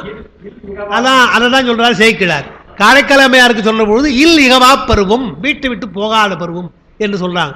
இப்போ எல்லாம் மாறி போச்சு, நமக்கு எல்லாம் இல்லை. நம்ம நாகரிகத்தை நம்ம குறையாக சொல்லலை, அதனால எவ்வளவு நமக்கு இழிவு இருந்திருக்கு அதுக்காக சொன்னேன், செல்வத்துக்காக சொன்னேன், தேனீக்காக சொன்னேன். தேனி விடியற்கால புறப்படுவது போல ஒரு மலர் அல்ல, பல மலர்கள், எத்தனை மலர்களையோ போய் தேன் எடுக்குது. எடுக்கிற பொழுது நமக்கு தெரியும், அதை சொல்லியிருக்காங்க பெரியவர்கள், ஆராய்ச்சியில் சொல்றாங்க. மலரில் இருக்கிற தேன் என்று சொன்னால் அது நமக்கு பயன்படாது. ஏனென்றால் அது நமக்கு உடம்புக்கு ஒத்துக்காது. எது போல என்றால், இயற்கையாக மழை பெய்யுது இல்லையா, அந்த மழை தண்ணீரை நீங்கள் அப்படி பிடிச்சி சாப்பிடக்கூடாது. ரொம்ப தூய்மையான தண்ணீர் அது, உடம்புக்கு ஆகாது சொல்லுவாங்க. நனைஞ்சா ஒன்றும் ஆகாது, குடிக்கக்கூடாதுன்றாங்க. அது கொஞ்சம் அழுக்கோடு வந்தால் தான் நமக்கு நல்லது. எப்பவுமே அது பழக்கம். அப்படியே ஒரு கண்டாமினேட்டட் வாட்டர் தானே அப்படி ஆகி போச்சு நமக்கு பழக்கம். அப்படி இம்யூனிட்டி வந்துடுச்சு, அதனால் விடுங்க. அதனால் தேன் என்று சொன்னால் அந்த ஆங்கிலத்தில் சொல்கிறாங்க, அதை நெக்டர் என்று சொல்கிறாங்க. நெக்டார்னா பூவுக்குள்ளே இருக்கிற தேன், அது அதை எடுக்குதான். எடுக்கிற பொழுது அந்த வண்டனுடைய எச்சில் கலக்குது, சலைவா கலக்குது, கலந்து கொண்டு போய் குழம்பா எடுத்து வைக்குதான். அது ஒரு நாளைக்கு கஷ்டம் கொஞ்சம் தான் சேர்க்கும், அவ்வளோ. அது எவ்வளோ வந்துட்டு போகுது, அதுக்கு அதனுடைய வண்டு எம்மாத்துண்டு இருக்குது, அதனுடைய வாய் எம்மாத்துண்டு இல்லையா, அதை உறிஞ்சி எடுக்குது, அது ஸ்டா மாதிரி எடுக்குது. பல காலையில் புறப்பட்டது, சாயங்காலம் கஷ்டப்பட்டு போகுது, போய் எடுத்து போய் கொஞ்சம் சேர்க்குது. நம்மளால் பார்த்துட்டே இருக்கிறான், சரி இருக்கட்டும் என்று சரியான நேரம் பார்த்துட்டு இருக்கான். அது என்ன பண்ணுது, இன்னைக்கு வாங்க சரி 2 நாளைக்கு ரெஸ்ட் எடுக்கும், சாப்பிடுவோம், சாப்பிடலாம் இல்லை தேனை மொத்தமாக சாப்பிடுவோம், மொத்தமாக நாம் சாப்பிடுவோம் என்று ஒரு மாதத்திற்கு வச்சுட்டு இருக்கு. என்ன ஆகுதுன்னு நமக்கு தெரியும். அமாவாசையும் போது போச்சு எல்லாத்தையும். எப்படி அதை வறுத்து எடுக்கிறான், அவ்வளோ கஷ்டப்பட்டு சேர்த்த அந்த தேனீக்களை சுடுறான், தீயினாலே சுட்டு எடுத்து போகிறான், தனக்கு உதவலை. இது நடைமுறையிலே தெரிந்த ஒரு விஷயம்தான். இதைத்தான் அவர் எடுத்து சொல்றார். இதனால் என்னென்ன பலன் பார்த்தா, ஏன் கஷ்டப்பட்டு உடைக்கிறப்பா காலையில் இல்லை, ஒரு இடமா நீ போய் சம்பாதிக்க, அங்கே போகிறேன், இங்கே போகிறேன், இங்கே போகிறேன், அங்கே போகிறேன். நான் அமெரிக்கா போகிறேன், பையன் இப்போ எங்கே இருக்கான், லண்டனில் இருக்கான். இப்போ 2 வருஷம் அங்கே இருந்தாங்க, அங்கே சரியா இல்லை, இப்போ அமெரிக்கா போயிட்டான். அந்தந்த நாட்டுக்கு போய் சம்பாதிக்கிறது இல்லையா. கடைசியில் அதை எழுதுறார். மேல் நாட்டுக்காரன் என்ன பண்ணுறான், எவ்வளோ கஷ்டப்பட்டாலும் சாப்பாட்டுக்கு தானே, எவ்வளோ கஷ்டப்பட்டாலும் சாப்பாட்டுக்கு தான் என்ன பண்ணுவான், அந்த டயட் டைம் இருக்குல்ல, டயட் டைம், லஞ்ச் டைம்னு வச்சுங்களேன், 12 சொன்னால் அப்போ இன்னும் உடைக்க மாட்டான், அப்படியே மூடி வச்சுருவான். எல்லாத்தையும் மூடி வச்சுட்டு 12 1 மணி வரையில் அமைதியாக சாப்பிடுவான். 1 மணி வரையில் 1 மணி நேரம் சாப்பிட்றதான் அதிகம் சாப்பிடுவான். அப்போ தான் உட்காந்து பேசுறதெல்லாம் பேசிக்கொண்டே உட்கார்ந்து கூட நன்றாக சாப்பிடுவான். இப்போ நமக்கு சாப்பிடவே நேரம் கிடையாதுன்றான். எதுக்குடா சம்பாதிக்கிற பின்ன சாப்பிட்றது தானே என்றால் சம்பாதிப்பதெல்லாம் சாப்பிட்றது தானே. ஆனால் சாப்பிட்ற நேரம் இல்லாமல் சம்பாதிக்கிறோம் என்றால் தேனியை போலத்தான் எல்லாவற்றையும் சேர்த்து வைத்து தேன் அருந்தாதது போல நாம் இருக்கிறோம் என்று சொல்லி யார் வாங்குறாங்கன்னா உழைக்காத ஒருவன் சாதாரணமாக வன்முறை செய்து அதை எடுத்து கொண்டு போகிறான் இல்லையா, அது ஏன்டா சம்பாதிக்கிறேன்னு கேட்குறேன். அதான் ஈட்டிய தேன் பூ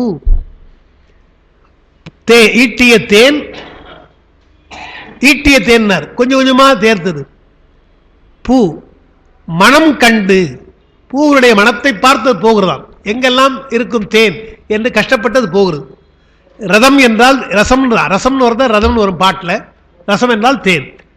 கூட்டி கொணர்ந்துனர். அழகாக கூட்டி என்றால் சேர்த்து வாயிலே கூட்டி இல்லையா, வாயிலே கூட்டி இன்னும் பல இடங்களில் கூட்டி கொணர்ந்து ஒரு கொம்பிடை வைத்திடும்னர். அதுக்கு என்று இருக்கின்ற ஒரு தேன் கூடு, அது கொம்பில் தான் கட்டுறீங்க, பார்த்தா தெரியும்.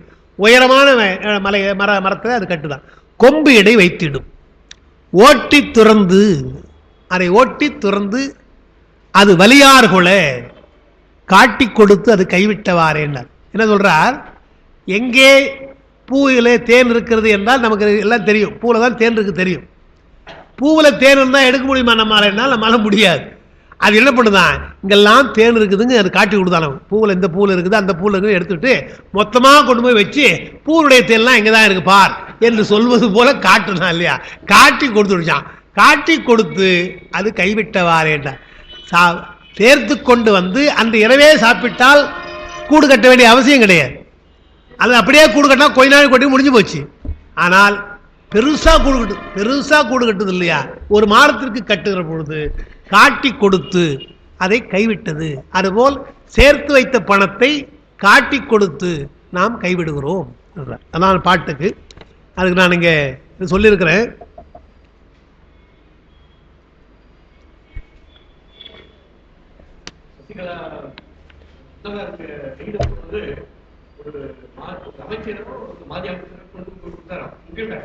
அப்படியா தெரியாது.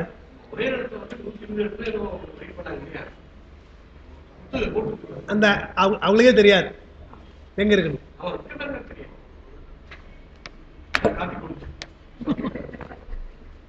காட்டி கொடுத்து கை. அதான் இங்க அதுக்கு தான் ரெண்டு விஷயம் இங்க அதில் இருக்கு. ஒன்று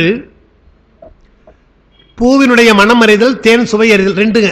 தேனீக்கு என்ன சிறப்பு என்றால் பூவினுடைய மனத்தை அறிகிறது, நாம மனத்தை அறிகிறோம், ஆனால் தேனை அறிய முடியாது.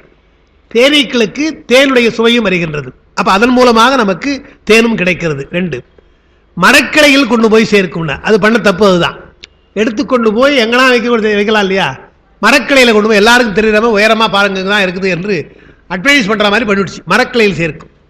தானும் உண்ணாது பிறருக்கும் கொடுக்காது. அது கொடுக்குதானே, அது தான் சாப்பிட்றதா வச்சது, அதுவும் சாப்பிடல, தானும் உண்ணவில்லை பிறருக்கும் கொடுக்கல. அப்ப என்ன பண்ணாங்க, வலிய வேடர் அதை துரத்தி கொடுக்கிறார்கள். யாதும் செய்ய முடியாது தேனீக்கள் விலகுகிறது. ஒன்றும் பண்ண முடியல. வேடர்கிட்ட என்ன பண்ண முடியும்? அதை அந்த தேனியை எடுக்கிறவங்க பார்க்கலாம். இப்போ நாமெல்லாம் போயிட்டா கொட்டிடும். அவன் ஏதோ பூசிட்டு போகிறான் இல்லையா, அது ஒன்றும் பண்ண முடியாது. அவன் கிட்டையில வர முடியாது அந்த எதை பூசிட்டு போகிறதுனால. அதுபோல அறம் செய்யாரது செல்வமும் இதுபோல்தான். தர்மம் செய்யவில்லை என்றால் இதுபோல் போயிடும்.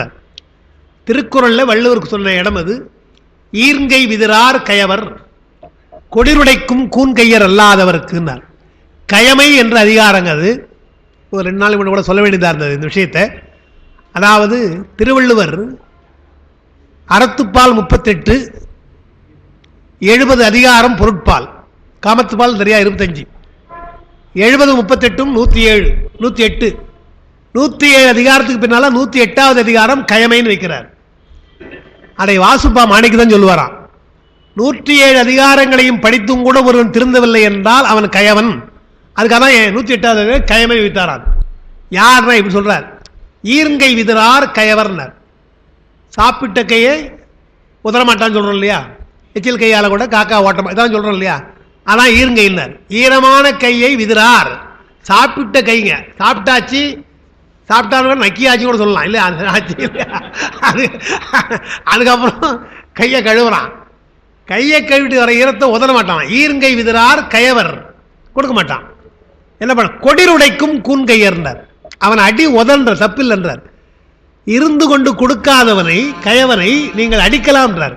கொடிருனா இந்த இடங்க தாடை எப்படி அடிக்கணும்னு சொல்லி காட்டுறாரு. உதைக்கிறது எப்படி உதைக்கணும்னு சொல்லி கொடுக்குறாருங்க அவரு. கொடிருன்னார். இந்த இடம் தாடை, தாடையில் அடிக்கணுமா. கூன் கை என்றால் வளைச்சிக்கணும், கையை வளைச்சிக்கணுன்றார். இப்படி வளைச்சிக்கணுன்றார். கையை வளைத்து கொண்டு ஓங்கி குத்துன்றார். கொடிரு உடைச்சிடு அவன் தான் கொடுப்பான்றார். எவ்வளவு கோபப்பட்டு சொல்ல வர. இருப்பதை செல்வத்தை கொடுக்காதவனுக்கு ஈர்ங்கை விதிரார் கயவர் கொடிருடைக்கும் கூன்கையர் அல்லாதவருக்கு. அந்த குரல்ல தமக்கும் தம் உறவுக்கும் உதவாது அவர் செல்வம் வலிமையால் துன்பம் செய்வதற்கே உதவும் என்ற குறிப்பு தெரிகிறது. அப்ப அதை எழுதியிருக்காங்க. அதை ஏன் அவர் எழுதுறாரு, அடிக்க சொல்றானா என்ன அர்த்தம் என்றால், யாருக்கும் கொடுக்க மாட்டான் அவன், உதைக்கிறவனை தவிரண்டார். உதைக்கிறவனை தவிர யாருக்கும் கொடுக்க மாட்டான்னா, உறவுக்காரங்க போய் உதைக்க போகிறது கிடையாது. உறவுக்காரங்க அடிக்க போகிறது கிடையாது. யார் அடிப்பான்னா வேற வந்து சம்பந்தம் தான் அடிப்பான். அப்ப சம்பந்தம் இல்லாத உதைச்சி வாங்குறான். எது போல என்றால் தேனீக்களுக்கு சம்பந்தம் இல்லாத ஒருத்தன் போய் எடுக்கிற போல அப்படின்ட்டு. அடுத்து ஒரு பாட்டு, அதெல்லாம் நாலடியால வர்றது. 2 பாட்டு உண்டால ஒரு பாட்டு எழுதியிருக்கிறேன். எப்படி அவங்க சேர்க்கிறாங்க, பொருளை சேர்ப்பது எப்படி என்றால், இந்த பாட்டில் இதுவும் நாலடியார் பாட்டு தான். இன்னொரு பாட்டு நாலடி பாட்டு இருக்குது. இதில் எடுத்த உடனே உடாதும்னர். உடாதுன்னா உடை. உடையை நன்றாக போட மாட்டான். அதாவது புதுசாவோ நல்ல வசதியாக இருக்கிறவ ஆடம்பரமாகவோ உடை கிடையாது. உடம்புக்கு எதை போட்டான்னாங்கன்னு உட்கார்ந்துருப்பான் இல்லையா. எனவே உடாதுன்னு உடுக்கை என்பது இல்லாமல். அடுத்து உண்ணாதும், சாப்பிட மாட்டான். அவன் என்ன கொடுப்பானான்னு கேட்கிறாரு. இவன் என்ன கொடுப்பானா அட்டனுக்கு, அவனே சாப்பிட மாட்டான், அவனே உடை கொடுக்க மாட்டான். தானம் என்று சொன்னால் முன்ன சொன்ன மாதிரி அன்னதானம், அதே போல வஸ்திரதானம், வஸ்திரம் கொடுக்கணும். அதெல்லாம் அடிப்படை சொல்றாங்க. இன்னைக்கு ஏதாவது ஒரு வீட்டு விசேஷம் நடந்தாலோ அல்லது இது மாதிரி திரியர் போல் நடந்தாலோ ஏன் கொடுக்குறோம், வஸ்திரம் கொடுக்குறோம் இல்லையா. அது வந்து உடை, உணவு போல உடையும் தானம் தான். அப்போ அவனே உடுக்க மாட்டான், அவனே சாப்பிட மாட்டான், அவன் எப்படி அவருக்கு கொடுப்பான். உடாதும் உண்ணாதும் தம் உடம்பு செற்றும்னர். உடம்பை வருத்தி, தம்முடைய உடம்பை வருத்தி கொண்டு கெடாத நல்ல அறமும் செய்யார். அறமும் செய்ய மாட்டான், எதுவும் கிடையாது. கொடாது வைத்து ஈட்டினார் இழப்பர். கொடுக்காமலே வைத்து ஈட்டுவார்கள், வைத்துக்கிட்டே ஈட்டுவார், ஏற்றுக்கிட்டே இருப்பான், எண்ணுவார்கள் இழப்பர். வாந்தோய் மலை நாட உய்த்து ஈட்டும் தேனி கரீனர். தேனி தான் நமக்கு சான்று. உய்த்தீட்டும் தேனி, தேனி தான் இதுக்கு சரியான சான்று வைத்து இழப்பதற்கு என்று அவர் சொல்றார். அல்ல இந்த வாந்தோய் மலைநாடுன்னு ஒரு வார்த்தை சொல்றார். நாங்கள் அதை எழுதியிருக்கிறேன். ஈயார் தேட்டை தீயார் கொள்வர் நமக்கு தெரியும், அது ஔவையாருது. இதே தான் அதை அழகாக சொல்லியிருக்கார் பாருங்க. பாட்டில் 2 அர்த்தம் வரா மாதிரி பாடியிருக்கிறார். ஈயார் தேட்டை தீயார் கொள்வர் என்று. ஈயார்னா கொடுக்காதவன் அர்த்தம், தேட்டை என்றால் செல்வம் இந்த அர்த்தம், தீயார் என்றால் பகைவர்கள் கொடுமையானவர்கள் அவங்க கொள்வார்கள் ஒரு அர்த்தம். இன்னொரு அர்த்தம் ஈ என்றால் தேனி, ஈயார் தேனி, தேனீக்கெல்லாம் கொடுக்க மாட்டேன். ஈயார் தேட்டைனால் தேனங்க, தீயார் என்று சொன்னால் தீ வைத்துக் கொண்டு போகும், தீ வைத்துக் கொண்டு போய் கொள்வார்கள் என்று 2 அர்த்தமாக ஈயார் தேட்டை தீயார் கொள்வர் என்று இரட்டுற மொழிதல்ல. ஔவையார் வந்து பெரும் புலவர், அவருடைய பிரெயின் பயங்கரமான பிரெயின். இங்கே தனியாக சொல்ல வேண்டிய அவசியம் இல்லைன்னு சொல்லிட்டு, கொடுக்கவில்லை என்றால் பகையில் எடுத்துக்குவாங்கன்றத ஈயார் தேட்டை தீயார் கொள்வன்ட்டு. அங்கே தீயார் என்றால் பகைவன் அர்த்தம், கொடுமைக்காரன் அர்த்தம், தீ வைத்துக் கொண்டிருக்கும் அர்த்தம். ஈ என்று சொன்னால் இங்கே கொடுத்தல் தேனின்னு ஒரு அர்த்தம், கொடுக்காத ஒரு அர்த்தம். ஈயார் தீயார் என்று ரெட்டுற மொழிவாங்க. 2த்துக்கும் பொதுவாக இருக்கின்ற ஒன்றாக சொல்லியிருக்கிறார் ஒன்று. அப்புறம் மலை, மலையை சொல்லுகிற பொழுது அது ஒரு சிறப்பு உண்டு. வாந்தோய் மலைநாட என்று புகழுக்கெல்லாம் மலையை சொல்வார்கள். மலை என்பது ஒரு நாட்டினுடைய எல்லையிலே இருக்கும், நடுவில் இருப்பது கிடையாது. மலையை சுற்றி ஒன்றா நமக்கு ஊர் இருக்கலாமே தவிர ஒரு ஊருக்கு நடுவில் மலை இருக்குன்னு சொல்ல முடியாது. அது ஒரு எல்லையாக பாதுகாப்பாக இருக்கும். இப்போ இந்தியா என்று சொன்னால் நமக்கு இமயமலை சரியான பாதுகாப்புன்னு பார்க்குறோம், இயற்கையாக அப்படி அமைஞ்சிருக்கு. அதே போல் இங்கே தமிழ்நாடு, அந்த காலத்தில் தமிழ்நாடு என்றால் வடவேங்கடம், அது நமக்கு எல்லை. தெற்கே அதுபோல் குமரி இருந்தது, போயிடுச்சு. இப்போ குமரி மலை இருந்தது, அதில் வருகின்ற ஆறு தான் குமரி ஆறு. அது ரெண்டும் போகிறதுனால தான் இன்றைக்கு கன்னியாகுமரி என்று அந்த அந்த அந்த நினைவோடு அதை வச்சிருக்கோம் நாம். அப்போ இங்கேயும் மலை, நமக்கு தெற்கேவும் மலை இருந்தது, வடக்கே மலை. எனவே மலை என்பதற்கு இன்னொரு தமிழ் சொல் வரைன்னு ஒன்று அர்த்தம். மறை, மறை என்றால் எல்லைன்னு அர்த்தம். ஒரு நாட்டினுடைய எல்லை அது மலை என்று. அதெல்லாம் அப்படி பாதுகாப்பாக இருக்கின்ற ஒன்று, அதான் மலைக்கு சிறப்பாக. அது என்ன சொல்ற, அதில்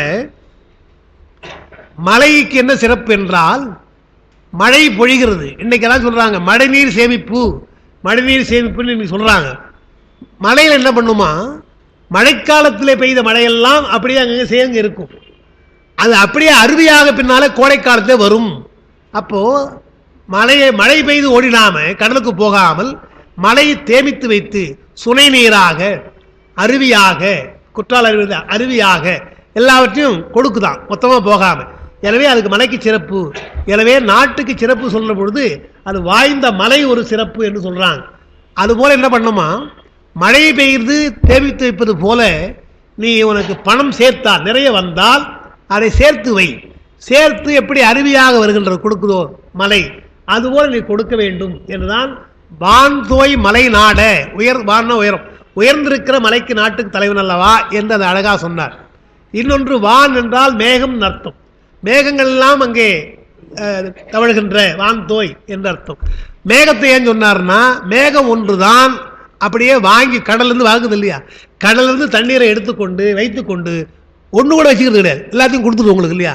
அதுபோல கொடுக்க வேண்டும், மேகம் போல கொடுக்க வேண்டும் என்றால் கைமாறு வேண்டாமல் எங்கிருந்தோ பெற்ற ஒன்றை, முறையாக பெற்ற, உழைத்துதான் பெறுவதும், உழைத்து பெற்ற ஒன்றை மக்களுக்கு கொடுப்பது போல மழை போல கொடுக்க வேண்டும் என்பதுதான் வான்தோய் மலைநாட என்று அதை சொல்லியிருக்கிறார்.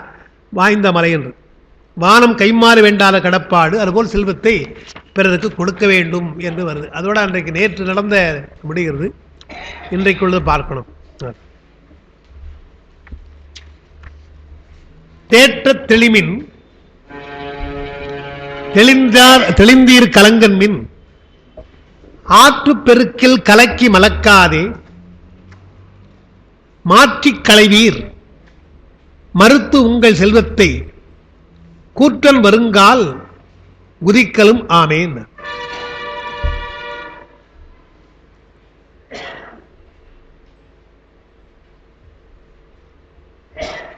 ஆற்று வெள்ளம் வருது, ஆற்று வெள்ளத்திலே அகப்பட்டு கொண்டால் நாம நீச்சல் தெரியாதவர்களுக்கு பரிசு போடுது இல்லையா, அதுபோல உடைய வாழ்க்கையில பெருஞ்செல்வம் வந்தால் தலகால் தெரியாது. அடிப்படையா பெருஞ்செல்வம் வந்தால் நமக்கு கண்மணி தெரியாம ஆடுறோம் இல்லையா, அதுபோல இருக்காது என்றால். ஆற்றிலே வெள்ளம் வருகிறது, ஆனால் அந்த ஆறு என்ன செய்கிறது, வெள்ளம் வருகிற பொழுது வெள்ளத்தினாலே உலகுக்கு அது தண்ணீர் தருகிறது. பெருக்கு இல்லாமல் போனால், ஆற்றுக்கு பெருக்கு இல்லாத போனால் ஊற்றினாலே உலகூட்டுகிறது என்று சொன்னார். அப்ப ஆறு என்ன செய்யுது, வெள்ளம் வந்தால் நிறைய வந்தாலும் கொடுக்குது, இல்லை என்றாலும் கொடுக்குது. அதுதான் சொல்லுவாங்க. இப்போ நமக்கு பக்கத்தே பாலாறு இருக்குது, இப்போ கொஞ்சம் தண்ணி போகுது, பார்த்தேன் பாலாறு செய்யாது தண்ணி போயெல்லாம் ரொம்ப நாள் ஆச்சு. தண்ணீர் போனாதாங்க அது ஆறு, மணல் போனால் அது ஆறா கிடையாது. நம்ம தெரிஞ்சு அது மணல் தான் போயிட்டு இருக்கு, தண்ணியை காணும், எப்போ ஒரு வருது. ஆனாலும் கூட அதை ஆறு என்று நாம் சொல்லணும். என்ன காரணம் என்றால், ஆற்று பெருக்கற்று அடிசுடும் அந்நாளும் அவ்வாறு ஊற்று பெருக்கால் உலகு ஊட்டும். ஊத்து வருது இல்லையா, ஆற்றுப்படுகையெல்லாம் ஊற்று இருக்கிறது அல்லவா என்றால், தான் வற்றி போனாலும் கூட ஊற்றினாலே உலகூட்டுகிறது என்று பார்க்கிறோம் இல்லையா. அதனால தான் அந்த ஆற்றை சொல்லுவார்கள். அதான் இங்க எடுக்கிறார். தேற்ற தெளிவின் ஆற்று பெருக்கில் கலக்கி மலக்காதே அப்படின்னார். உங்களுடைய செல்வம் ஆற்று வெள்ளம் போல உங்களை புரட்டி அடிச்சுடலாம், உள்ளம் உங்களுக்கு மாறலாம், அதுக்குள்ள அகப்படாதீங்க. அகப்படாமல் அதை செய்யாது. ஆற்று வெள்ளம் வந்தால் என்ன பண்றோம், முறையா அணை, பெரியாறு என்றால் அதில் அணை கட்டுறோம். ஆண்டுதோறும் பெரு வெள்ளம் வந்தால் அணை கட்டுறோம். அதுபோல் உனக்கு ஆண்டுதோறும் வருகின்ற செல்வம், இல்லை நாள்தோறும் வருகின்ற செல்வம் என்று சொன்னால், சில நமக்கு ஆச்சரியமாக இருக்குது. அதெல்லாம் அப்படி இருக்குதா என்று நம்மால் நம்ப முடியல. ஏதோ வெளிநாடு இங்கே கூட சொல்கிறாங்க, ஒரு நாள் வருமானம் என்பது ஒரு மாநிலத்தினுடைய பட்ஜெட்ன்றாங்க. அந்த அளவுக்கு வருதுன்றாங்க இல்லையா? நமக்கு அது கணக்கே தெரியல, எப்படி என்ன வருதுன்னு தெரில.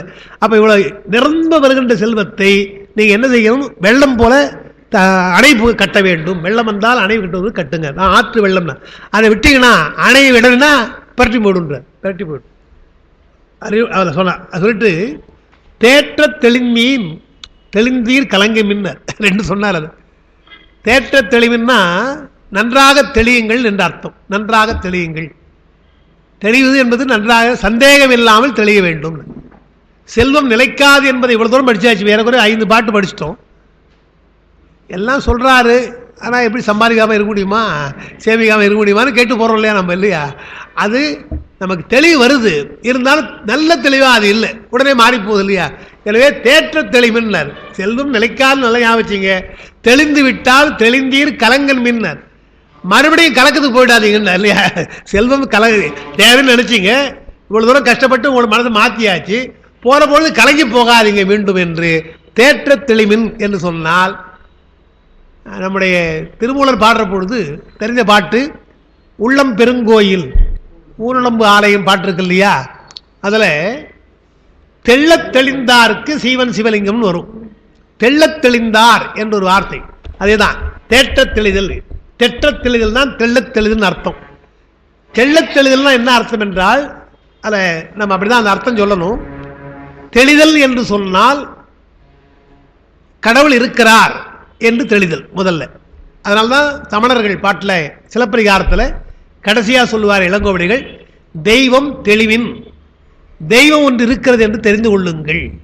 பட்டினத்தார் பாடினார், ஒன்று என்று இரு, தெய்வம் உண்டு என்று இரு. தெய்வம் ஒன்று இருக்குது, அது இருக்குதுன்னு சொல்லு. ஒன்று என்று இரு, அது தெய்வம் உண்டு என்று இருந்தார். அதுபோல தெளிவு இல்லையா? தெய்வம் இருக்கிறது என்று தெளிவு வருது இல்லையா? அது தெளிவு. அப்புறம் என்ன சொன்னார்?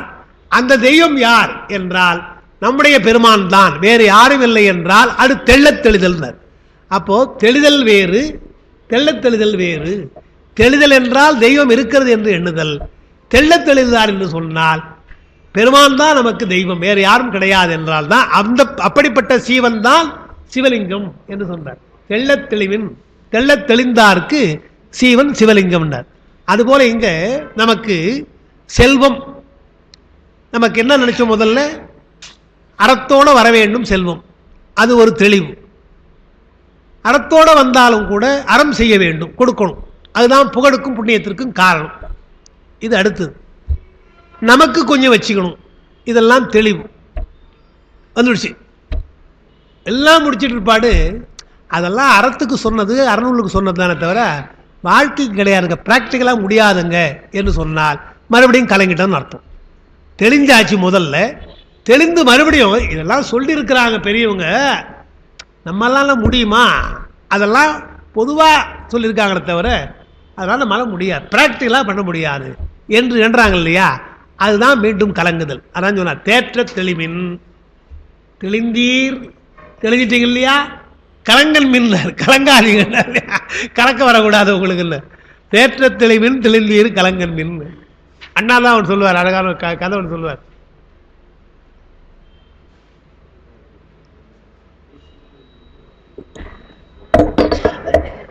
ரெண்டு நண்பர்களா, அந்த ஒரு நண்பன் சொன்னானா, அவனுக்கு எனக்கு பெண்ணு பார்த்துருக்காங்கப்பா, 2 பெண்ணு எனக்கு பேசியிருக்காங்க. ஒரு பெண், ஒரே பெண்ணு தான், கோடிக்கணக்கான சொத்து, அல்ல அவ்வளவுக்கும் வாரிசாக தான், வேறு யாரும் கிடையாது. கொஞ்சம் அழகில் கொஞ்சம் குறைவு தான், அதுக்காக விகாரம் கிடையாது, அழகில் கொஞ்சம் குறைவு, ஆனால் கோடிக்கணக்கான சொத்து, ஒரே வாரிசு. அந்த பெண்ணை கல்யாணம் பண்ணிக்கலாமா? இன்னொரு பெண் ஒன்றும் கிடையாது, அதெல்லாம் ஒன்றும் கிடையாது, காசு இதெல்லாம் ஒன்றும் பார்க்க முடியாது, குடும்பத்துக்கு பொருத்தமான பெண், அழகாக இருக்கிறா, குடும்பத்துக்கு பொருத்தமான பெண், குடும்பப்பாங்க வேற இருக்கிறா, இதை பண்ணுறதா என்று அவங்க ஒரு சஜஷன் கேட்குறான், ஆலோசனை. இது அண்ணா சொன்ன கதை இல்லையா? அவன் சொன்னான், நண்பன் என்னடா இப்படி கேட்குற, செல்வம் நிலைக்காதரா, திருவள்ளுவர் சொல்லியிருக்காரு, போய் படுறா, வள்ளுவர் சொல்லியிருக்காருடா, செல்வெல்லாம் கோடியாக இருந்தாலும் எதுவாக இருந்தான்னா அதெல்லாம் குடும்பத்துக்கு ஏற்ற பெண், அதை போய் கல்யாணம் பண்ணிக்கோ ரொம்ப நன்றிப்பா அப்படின்னு நல்ல தெளிவு உண்டாக்கினேன் என்று நண்பனுக்கு நன்றி சொல்லிட்டு அப்படி திரும்பினானா. திரும்புகிற பொழுது அவனை கூப்பிட்டு சொன்னானா, அந்த கோடின்னு சொன்னியே ஒரு பெண்ணு, அந்த அட்ரஸ் கொஞ்சம் கொடு அப்படின்னு. அந்த அட்ரஸை கொடு அப்படி. இதெல்லாம் அண்ணா சொல்கிற கதைகள் எல்லாம் அந்த காலத்தில். அடுத்தவனுக்கு தான் உபதேசமே தவிர தனக்கு இல்லை. இதில் பெருமாள் சிலர் அப்படி பண்ணுறாங்க. என்னன்னா, நான் பேரெல்லாம் சொல்லக்கூடாது, நான் பொதுவாக சொல்கிறேன், அனுபவத்தை கூட சொல்கிறேன். இல்லை, ஏன்னா பேரை தப்பி சொன்னால் தெரிஞ்சு போய் எல்லாரும், அதுக்காக சொல்கிறேன் நான். ஏன்னா என்னை பற்றி எல்லாருக்கும் தெரியும். அதனால இல்லை, என்னுடைய உறவுக்காரர் ஒரு பையன் என்ன பண்ணா, பெரியப்பா நல்லா படிச்சிருக்கணும், சொத்தும் இருக்கணும், ஒரே பொண்ணாக தான் இருக்கணும், நல்லா கஷ்டப்பட்டு வந்து நல்லா சம்பாதிக்கிறேன், அப்படி தான் வேணும். இதான் பாருங்கள், அது ஜாதியெல்லாம் வேணாம், அதெல்லாம் வேணாம், எதுவாக இருந்தாலும் பரவாயில்ல, இதுதான் அவனுடைய நோக்கம். படிப்பு இருக்கவனுக்கு நல்லா இப்போ சம்பாதிக்கிறான், சரி நாமும் அப்படி இதில் எப்படி தான் பார்க்குறோம், பொருத்தமாக அமையலை. இப்படியே போச்சு காலம், ஒரு 3 வருஷம் 4 வருஷம் இப்படியே போச்சு. அப்புறம் கொஞ்சம் கொஞ்சமாக இறங்கி கடைசியில் என்ன பண்ணால், ஏதாவது ஒரு பொண்ணு தேணுங்கம்மா, ஏதாவது ஒரு பொண்ணை பாருங்க என்றால் திருமணமே நடக்காது போயிடுமோ என்று எண்ணுகிற பொழுது எல்லாம் கோடியாவது மண்ணாவது படிச்சதாவது கொண்டதாவது எதுவாக இருந்தாலும் பரவாயில்லை என்று நிலை போடுறோம் இல்லையா. அப்போது மனப்பக்குவம் என்பது எப்படி ஒன்றாலும் வரலாம், நமக்கு முதற்காலங்கள் அது வராது. அதுதான் இதெல்லாம் சொல்லி வச்சிருக்காங்க. அதை நமக்கு வராது என்பதனால்தான் பக்குவ ஆன்மாக்களாக இருக்கிற இவர்களெல்லாம் நமக்கு ஆலோசனை வழங்கி இருக்கிறார்கள். தேற்ற தெளிவின் தெளிந்தீர் கலங்கன்மின்னு சொல்லிட்டு ஆற்று பெருக்கு போல செல்வமெல்லாம் இருக்கும். கலக்கி மலக்கல், உங்களுக்கு அங்கே எழுதியிருப்பேன், கலக்கி மலக்கல் என்று. கலங்குதல் மலக்கிடுதல் என்று, கலமலக்கிட்டு திரியும் கணபதி என்னும் களிரும் சொல்றோம் இல்லையா. அப்பனுடைய பாட்டில் வரும் அந்த கலக்கி மலக்கிட்டு வருது. கலக்கி மலக்கிட்டு கவர்ந்து திரிந்த ஒரு பாட்டு. கலந்து பிறழ்தல், கலமலக்குதல்னா கலந்து பிறழ்தல். ஆற்று வெள்ளம் தூக்கி போனால் தண்ணீரில் கலந்து மேலே தூக்கி போடுது இல்லையா, அதுபோல் நமக்கு வாழ்க்கையில் சில சிக்கல்கள் வரலாம். அதுக்காக சொல்கிறேன். அப்படி வருகிற பொழுது ஆற்று பெருக்கில் கலக்கி மலக்காதே மாற்றி களைவீர்கள் மறுத்து உங்கள் செல்வத்தை. செல்வத்தை சேர்ப்பது என்று எண்ணாதீங்க, விட்டுருங்க, மறுத்துங்க, அது வேண்டாம்னு சொல்லுங்க. சொல்லி ஏன் சொல்றான், அது என்ன அர்த்தம்? கூற்றம் வருங்கால் குதிக்கலும் ஆமேன்னார். கூற்றம் குதித்தல்னா கூற்றத்தை வெல்லுதல் அர்த்தம். எவன் வந்தால் செல்வத்தை காமிச்சா போயிடுவானான்னு கேட்கிறார். ஏதாவது பலன் இருக்கு இல்லையா, எதுக்குமே கிடையாது. உனக்கு அது பயன்படாதுன்ற பொழுது ஆற்று வெள்ளத்தில் நீச்சல் தெரியாமல் அடிச்சு போகிற பொழுது எப்படியாவது கரை சேர வேண்டும் என்று தான் எண்ணுவதை தவிர நம்ம ஊர் கரையில் தான் போய் சேர வேண்டும் எண்ண மாட்டான் இல்லையா. அடிச்சும் போகுது எங்கேயோ, எங்கள் ஊர் பக்கம் போய் தான் சேரணும், ஏதாவது ஒரு கரையில் சேர வேண்டும் சேர்றான். அதுபோல எவன் வருகிறான் என்று தெரிந்து விட்டால் செல்வத்து மேலே பற்று போயிடும் நமக்கு. அது நான் சாதாரணமாக பார்த்தீங்கன்னா ரொம்ப கஷ்டப்பட்டு சேர்த்த படத்தெல்லாம் வைத்திருப்பாங்க, கொடுக்காம கூட இருப்பான், அந்த மாதிரி தான் இருப்பான். உடம்பு சரியில்லைன்னு டாக்டர்கிட்ட போய் சேர்த்தா எவ்வளோ செலவாலும் பரவாயில்லைங்கன்றான் இல்லையா. எவ்வளோ செலவாலும் பரவாயில்ல, எனக்கு தப்பிச்சா போதும், நான் உயிர் பழித்தா போதுன்றான்னா, அப்போ உயிர் என்று வருகிற பொழுது பணம் 2ஆம் பட்சம் போகுது இல்லையா. அதான் சொல்கிறார். அப்படி இருந்தாலும் எமனை வெல்ல முடியுமா, செல்வத்தை கொடுத்து வெல்ல முடியுமா என்றால் முடியாது.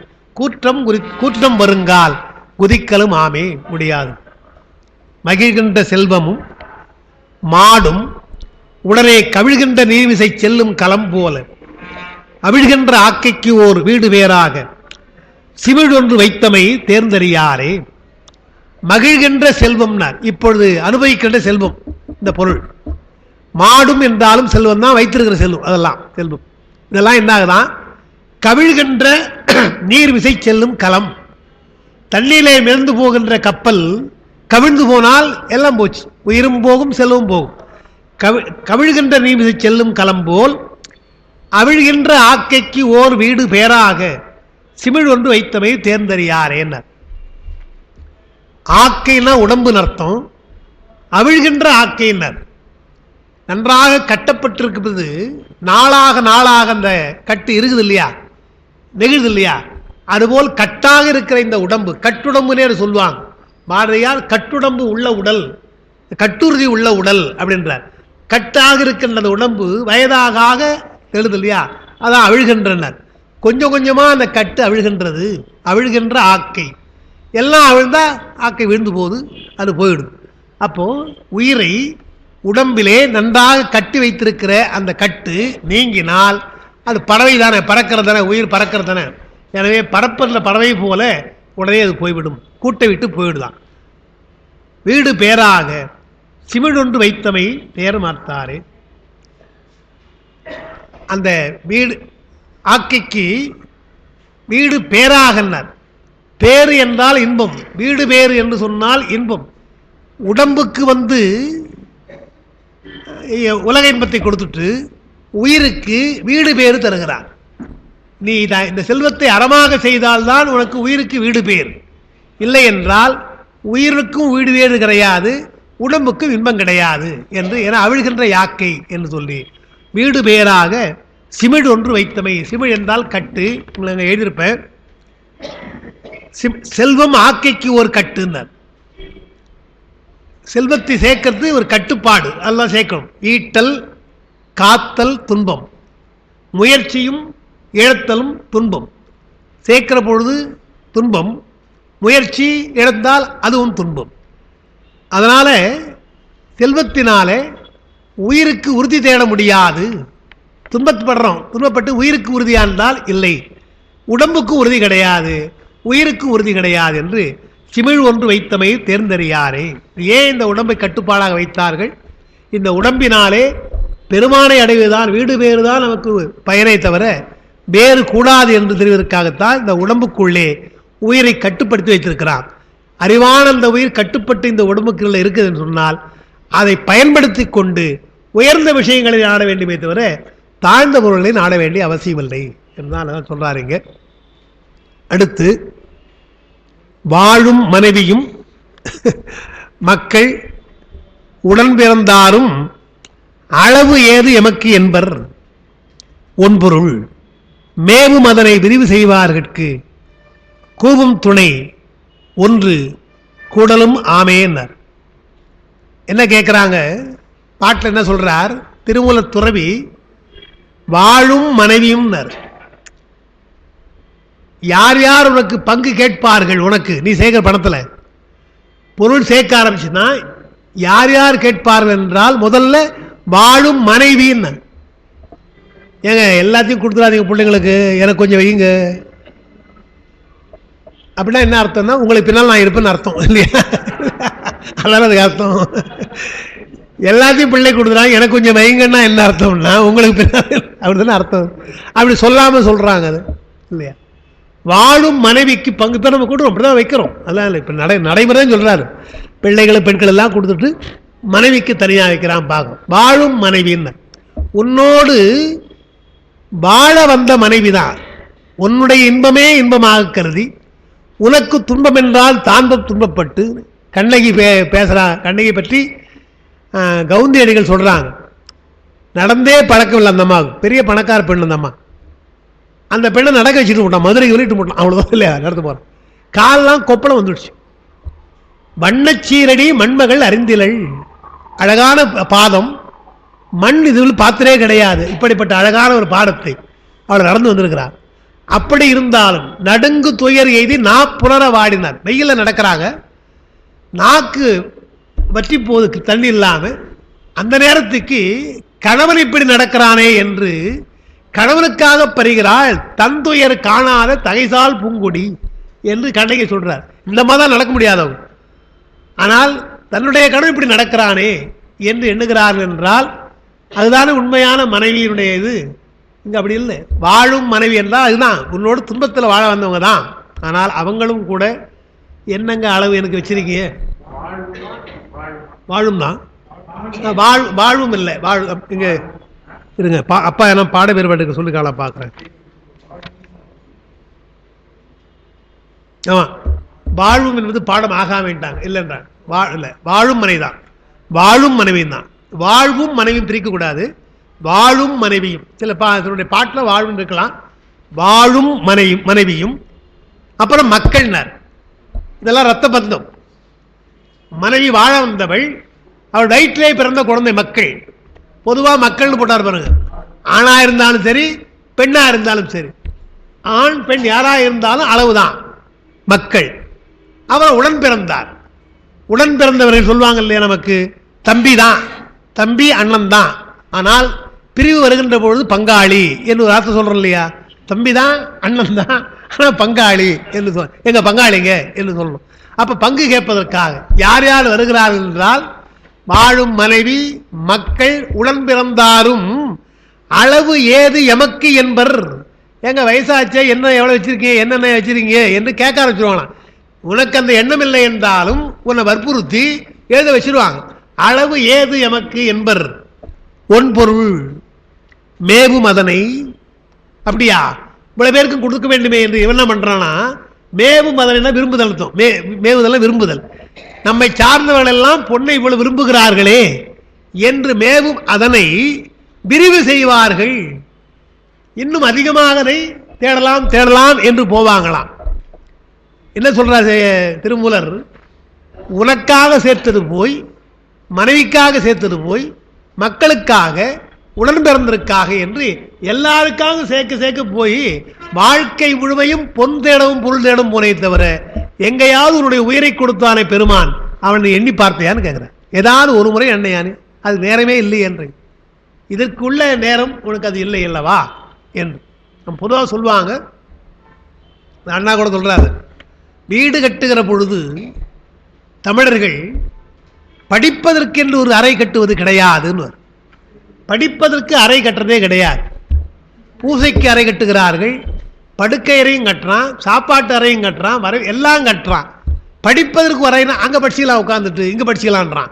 அறை என்றால் தனியாக இருந்து படிக்கணுன்ற எண்ணம் இருக்கு இல்லையா. அதே போல பூசை அறை, நாம் எத்தனையோ விஷயத்துக்கு நாம் நேரம் செலவு பண்ணுறோம்.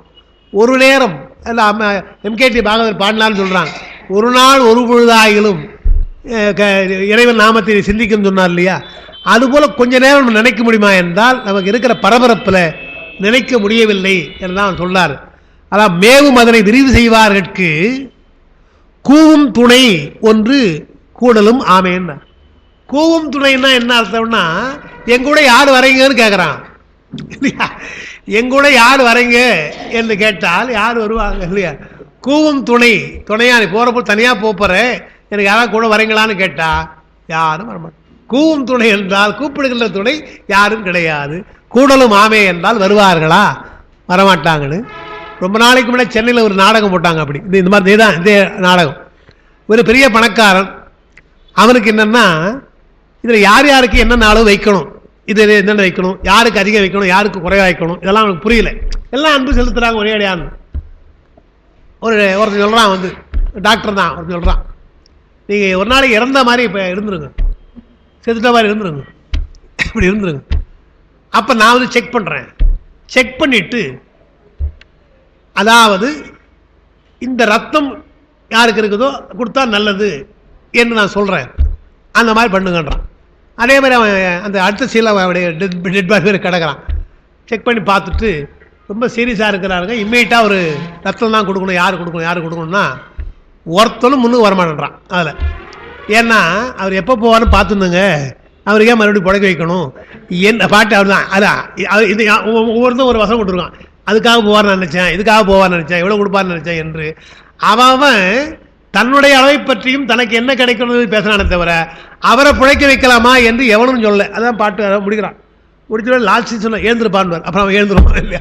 இதான் பார்த்துக்கோ. இப்போ யார் யார் என்னென்ன பேசுறாங்க தெரியலையா, அதுக்கேற்ற அளவு கொடுத்துருறான். யார் யார் என்ன பேசுகிறாங்களோ அதை வச்சு பாருறான். அவன் சொல்கிறான் கடைசியில் ஒருத்தருக்கும் கிடையாதுன்றான் இல்லையா. எவனுக்கும் கொடுக்க மாட்டேன், சொத்தை நான் பொதுவாக எழுதி வச்சு போகிறேன்னாலும் பாட்டை முடித்தேன், கருத்தை முடித்தான். உண்மையும் அதுதான். நம்மை பற்றி உண்மையாக நேசிக்கிறவர்கள் யார் என்று எண்ணினால் யாருக்கு நம்மளால் எழுதி கொடுக்க முடியாது, யாருக்கும் எழுதி கொடுக்க முடியாது. அதுதான் சொல்கிறார், கூவும் துணை ஒன்று கூடலும் ஆமே என்றால் உன்னோடு வருவதற்கு யாராவது இருக்கிறார்களா என்றால் இல்லை. வாழும் மனைவியும் மக்களும் உடன் பிறந்தாரும் அளவு ஏது எமக்கென்பர் ஒன்பொருள் மேவும் அதனை விரி செய்வார்களுக்கு கூவும் துணை ஒன்று கூடலும் ஆமே என்ன. அந்த 2ஆம் பக்கத்தில் உங்களுக்கு மாணிக்கவாசனுடைய பாட்டு உங்களுக்கு எழுதியிருக்கிறேன். உடன் வரும் துணை பெருமான் தான், வேற யாரும் இல்லை. கயல் மாண்ட கண்ணிதன் அந்த பாட்டில் அயல் மாண்டு அறிவினை சுற்றமும் மாண்டுன்னு யார் யார் நாம் பெருமானை எண்ணுகிற பொழுது நாம் யார் யாரை மறக்கிறோம் என்று பாட்டு பாடினார்கள். பாடுற பொழுது ஒன்று சொன்னார், அயல் மாண்டுன்னர். அயல் மாண்டு என்றால் நமக்கு யாரெல்லாம் உற்றார்கள், மாமா மச்சாலாம் உற்றார்கள். நமக்கு பெருமான் தான் இப்போ அயல் நமக்கு. ஏன்னா அவரை ரொம்ப நினைக்கிறது கிடையாது, நாம அயலார் கூட நம்ம நினைக்கிறோம். அதை சொல்றாரு, எல்லாம் கூடவே இருக்கிறான், இவன் தான் பக்கத்தில் இருக்கா நம்ம நினைச்சேன். ஆனால் பெருமானே நீ எங்கே இருக்கிறேன்னு எனக்கு தெரியல, நீ தான் என் கூட இருக்கிறன்னு தெரிஞ்சதுன்னு. கூட இருக்கிறவங்களாம் பார்க்கிற பொழுது பிசிக்கலாக தே ஆர் பிரசன்ட் இல்லையா, இருக்கிறாங்க. ஆனால் அவர்களெல்லாம் இல்லை. எனவே அருவினை சுற்றம்னார், வினையால் வந்த சுற்றம்ன்றார் பாருங்க. நமக்கு வருகின்ற சுற்றம் எல்லாம் மனைவி முதலாக யாராயிருந்தாலும் நாம் செய்த வினையால் வருகின்றவர்கள், அது வினை சுற்றம்னார். அருவினை சுற்றம் என்றால் நீக்க முடியாத சுற்றம்னாரு, அது வேற. நீக்க முடியாத சுற்றம் அது நமக்கு உள்ளது, வினையால் வருவது, மாற்ற முடியாது. எனவே அயல் மாண்டுன்னா, பெருமானே நீ வேறு நான் வேறு என்று நான் எண்ணிக்கொண்டிருந்தேன். உன்னை உணர்ந்தவுடனே இவர்களெல்லாம் அயலாராக போய்விட்டார்கள், நீதான் எனக்கு உறவாக போய்விட்டாய் என்று அயல் மாண்டு. உனக்கும் எனக்கும் இருக்கின்ற அயல் தன்மை, அசல் தன்மை மாறி போச்சு. அயல் தன்மை மாறி நானும் நீயும் ஒன்றாகிறோம். அயல் மாண்டதால் அறிவினை சுற்றம் மாண்டது. அப்புறம் மயல் மாண்டு மற்றொரு வாசகம் மாண்டு பாட்டில் வரும். அப்புறம் இன்னொரு பாட்டு செயல் மாண்டவா பாடுன்னு பாட்டு வரும். வேண்டேன் புகழ், வேண்டேன் செல்வம், வேண்டேன் மண்ணும் விண்ணும். 3 சொல்றார் பாருங்க, தெளிவாக பட்டியல் போட்டார் எது எதுன்னு. புகழ் வேண்டேன், செல்வம் வேண்டேன், மண் வேண்டேன், விண் வேண்டேன். முதல்ல சொன்ன 3 இம்மைக்கு உள்ளது. புகழ், செல்வம், மண், நிலம், இவையெல்லாம் இம்மைக்கு உதவும், இந்த பிறப்பு உதவுறது. விண் என்பது மேல் உலகம், விண் சொர்க்கலோகம், அது மறுமைக்கு உதவு. எதுவும் வேண்டான்ட்டார். எனவே பொருள் சார்பாகிய செல்வம், உயிர் சார்பாகிய சுற்றம், அறிவினை சுற்றம், இதெல்லாம் எதுவும் கிடையாது. பெருமான் நமக்கு அவன் ஒருவன் தான் உயிருக்கு உறவு, வேறு யாரும் இல்லை என்று சொல்றார் அந்த பாட்டு. அடுத்த பாட்டு வேட்கை மிகுந்தது மெய்கொள்வார் இங்கில்லை. வேட்கை மிகுத்து அது மெய்கொள்வார் இங்கில்லை. பூட்டும் தறி ஒன்று போம் வழி 9 நாட்டியதாய் தமர் வந்து வணங்கி பின் காட்டி கொடுத்தவர் கைவிட்டவாறே. தேனி சொல்றவர் சொல்றார், காட்டி கொடுத்தவர் கைவிட்டவாறேன்னு சொல்றார். வேட்கை மிகுத்தது மெய் கொள்வார் இங்கில்லை. பூட்டும் தறின்றார். தறி என்றால் கட்டுகின்ற தறி. உயிரை பசு என்று சொல்வார்கள். எனவே மாட்டுக்கொட்டையிலே தறியிலே கட்டுவது போல நம்முடைய உயிரை உடம்பிலே கட்டி வைத்திருக்கிறான் பெருமான். உடம்பு தறி, உயிர்தான் பசு, ஆன்மா. வேட்கை மிகுத்து அது மெய் கொள்வார் இங்கில்லை. பூட்டும் தறி ஒன்று போம் வழி 9. உடம்பு ஒன்றுதான், ஆனால் உயிர் போகிற வழி 9 வாசல், 9 வாயில் விட்டார் உயிர் போகும் வழி. எனவே நாட்டிய தாய் தமர் வந்து வணங்கினார். உயிர் போயிடுச்சு. உயிர் போனவுடனே என்ன ஆயிட்டான், எல்லாரும் வந்து வணங்குகிறார்கள். தாய் இருந்தா அவளும் வணங்குறார், தமர் சுற்றத்தால் வணங்குகிறார்கள். எல்லாரும் வந்து உயிர் போன உடம்பை வணங்குகிறார்கள். அவ்வளவு சிறப்பாக வணங்குறாங்க. அதான் சொல்றார். வணங்கிட்டு என்ன பண்றாங்க, எப்போ எடுக்க போறீங்கன்னு கேட்கிறார். அதான் சொல்ல, நான் சொல்ல, அவர் சொல்ல இல்லையா, காட்டி கொடுத்துன்னு. ஏன் நேரமாவில் எல்லாம் வணங்குறவங்க தானே 10 பேர் இல்லையா, உடம்பை வணங்கியவர்கள் தான். அது ஒரு மரியாதை. எவ்வளோ நாள் இருந்தாலும் அது மரியாதை. அதுக்காக எடுத்து வச்சுக்கிறோமா வீட்டில், எடுத்துருங்க. காட்டி கொடுத்ததுன்னு கைவிட்டவாறு. வேட்கை மிகுத்தது, அவ்வளோ அன்பு இருந்தது நம்ம மேலே, அவ்வளோ அன்பு இருந்தது தான். ஆனால் அன்பிருந்த அந்த உடம்பு மெய் கொள்வார் இங்கில்லைன்னார். உடம்பை வைத்துக் கொள்றவங்க இங்கே இருக்காங்களா யாராவது என்றால் யாரும் இல்லைன்னார். மெய் கொள்வார் இங்கிலை. அதாவது எங்கேயோ சிலது படிச்சிருக்கேன், சரி கேட்டுக்கொள்ள இருக்கேன். அதாவது இறந்து போயிட்டு அங்கே சுடுகாட்டுக்கிட்ட போயிடுவாங்க. திடீர்னு அவளுக்கு உயிர் வந்துடும். என்ன பண்ணுறது, அவங்க திரும்பி வந்தால் சேர்க்க மாட்டாங்க வீட்டில். போகணும் தான் ஏன் வரக்கூடாது என்று சொல்லான்னு நான் கேள்விப்பட்டிருக்கேன். சிலது நடந்திருக்கேன்னு சொல்லுவாங்க. அதாவது போனான்னு நினச்சது ஏன்னா திரும்பி வந்துட்டான்ற மாதிரி சேர்க்கறது இல்லை. ஏன்னா சுடுகாட்டுக்கு போனது இங்கே வரக்கூடாது என்று அவ்வளோதான் நம்ம மேலே இருக்க பற்றுன்றார். ஆனால் மெய் கொள்வார் என்றால் உடம்பு என்பது நமக்கு இல்லை.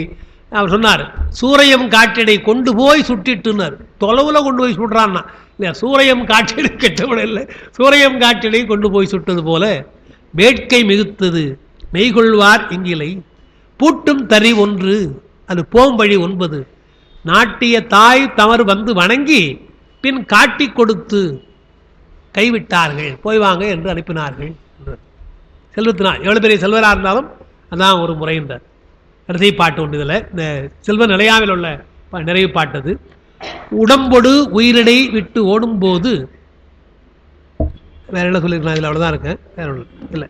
அடும் பரிசு ஒன்று இல்லை,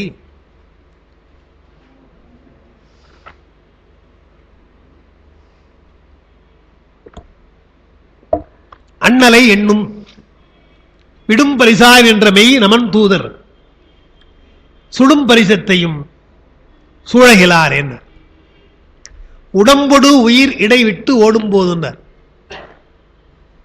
முன்ன சொன்ன போது உடம்பு எப்பொழுது வந்ததோ அப்போதானே உயிர் வந்தது, உடம்பு இருக்கிற பொழுதே உயிர் போயிடுது, இடை விட்டு ஓடும்னார் தான், இடையில விட்டுட்டு போயிடுதுன்றார். அது சரியான நட்பு அல்லன்னார்.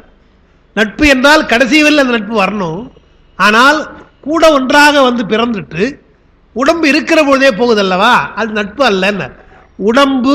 உடம்பொடு உயிர் இடை விட்டு ஓடும்பொழுது, இடையில விட்டுட்டு ஓடும்பொழுது அடும் பரிசு ஒன்று இல்லைன்னார்.